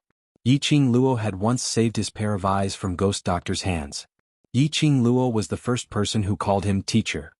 In Heavenly Academy, he had been managing the library pavilion for decades. Wasn't it his fondness towards the academy and his fondness towards these books which persisted till now? In his eyes, the students in the academy who entered the library pavilion were considered as his students. However, the Heavenly Academy had gathered elite students from all over the world. All of them had distinguished statuses and had been looking down on others since young. When they arrived at the library pavilion, no one paid any attention to him, only treating him as a librarian. It was to the extent that later on, the students who came to the library pavilion didn't pay any attention to him. As time went by, the administrator began to put on a ferocious expression to intimidate the students. But in this way he had completely lost the students' respect towards him. "Thank you, teacher administrator." Yiqing Luo's smile turned gentle. She knew that right from the start the administrator had noticed the conflict here. The administrator was probably here to dissuade them. After that, he heard her proposing a bet with Yiqing Qian and understood what she meant, so he purposely didn't appear. The administrator waved his hand. "It's nothing." The two of them exchanged words one after another, making the surrounding students keep on guessing the relationship between Yiqing Luo and the administrator. As for Yiqing Qian, her face was so pale that she almost collapsed onto the ground. The high profound class students who were supporting her let go of her upon seeing the administrator's appearance and fled from the crowd's attention.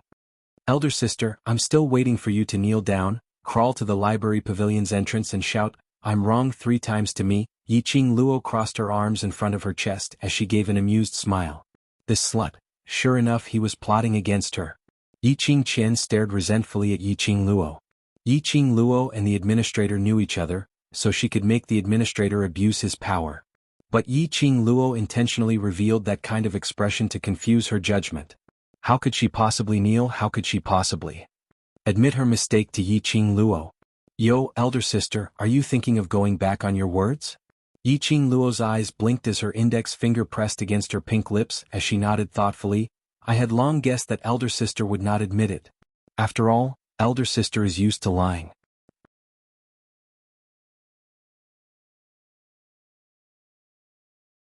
Chapter 646. The students all nodded their heads in agreement. Yiqing Qian was able to snatch her sister's fiancé and even seduce her sister's fiancé's biological brother. What face did she have? Overbearingly wanting to bet with Yiqing Luo. After she lost, she refused to admit to it and wanted to go back on her words. She was really invincible when one was shameless. The students' faces were filled with disdain as they looked at Yiqing Qian with disgust. This kind of improper three views matter, even if it was in the 21st century, was something that the world would not tolerate. Moreover, it was a nirvana realm. Even if Yiqing Qian had Lung Fengying's protection, it was unable to change other people's impression of her. Disgust was disgust. Disgust was disgust. They seemed to have forgotten that the one who suggested the bet was Yiqing Luo. This point no one would care about. How can we forget about it? Hasn't Master always taught us to be honest and trustworthy? Especially student Yiqing Qian is a high profound class student and is the academy's role model. If student Yiqing Qian were to take the lead and teach the other students how to be sore losers and turn hostile. Lu Xiaoyu gave a light humph as she used Yiqing Qian's original words to counter. If this were to spread to the faculty council or the director's ears, student Yiqing Qian would probably have to bear the responsibility. That's right. As a high profound class student, every action and action represents the high profound class, represents the heavenly academy. We low profound class students like to imitate the high profound class students' mannerisms and actions. Student Yiqing Qian is teaching us what's called turning hostile and turning hostile. When I saw Yiqing Qian coming to the academy, I only thought that her face was extremely thick, but now I know that she totally has no face at all. One by one the students chimed in passionately. Yiqing Qian's beautiful eyes turned gloomy as she clenched her fists so tightly that her fingers turned white and green veins popped out on her forehead.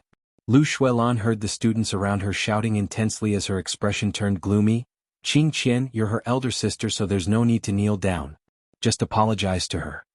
If these students were to continue making a ruckus, the high profound class's reputation would be completely ruined.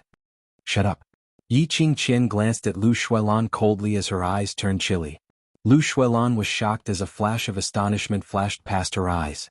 Yiqing Qian dared to shout at her? Ever since she became the substitute vice president of the faculty council, no one dared to speak loudly to her. Lu Shuilan's face instantly turned pale. Yiqing Qian. Say that again. Scram. Yiqing Qian's sinister facial features revealed a chilly intent as her murderous intent was revealed. Flicking her sleeves, she turned around and headed towards the direction of the library pavilion's entrance. She walked very fast, wanting to escape from this place where everyone was making fun of her and mocking her. Lu Shuilan was thoroughly enraged. Yiqing Qian's arrogance was simply a slap on her face. If she didn't teach Yiqing Qian a harsh lesson in front of everyone, wouldn't others think that she, the acting vice president, was easy to bully? Yiqing Qian.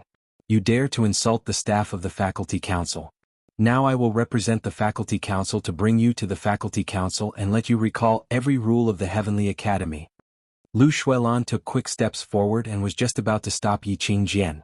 But he heard Yiqing Qian suddenly moaning in pain as her knees fell heavily onto the ground. It was indeed heavy.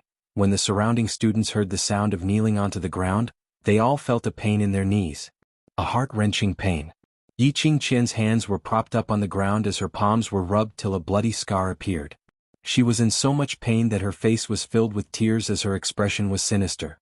Lu Shuilan was also stunned by this intense sound of kneeling onto the ground as she stood rooted to the ground, not knowing what to do as she looked at Yiqing Qian. Yiqing Luo.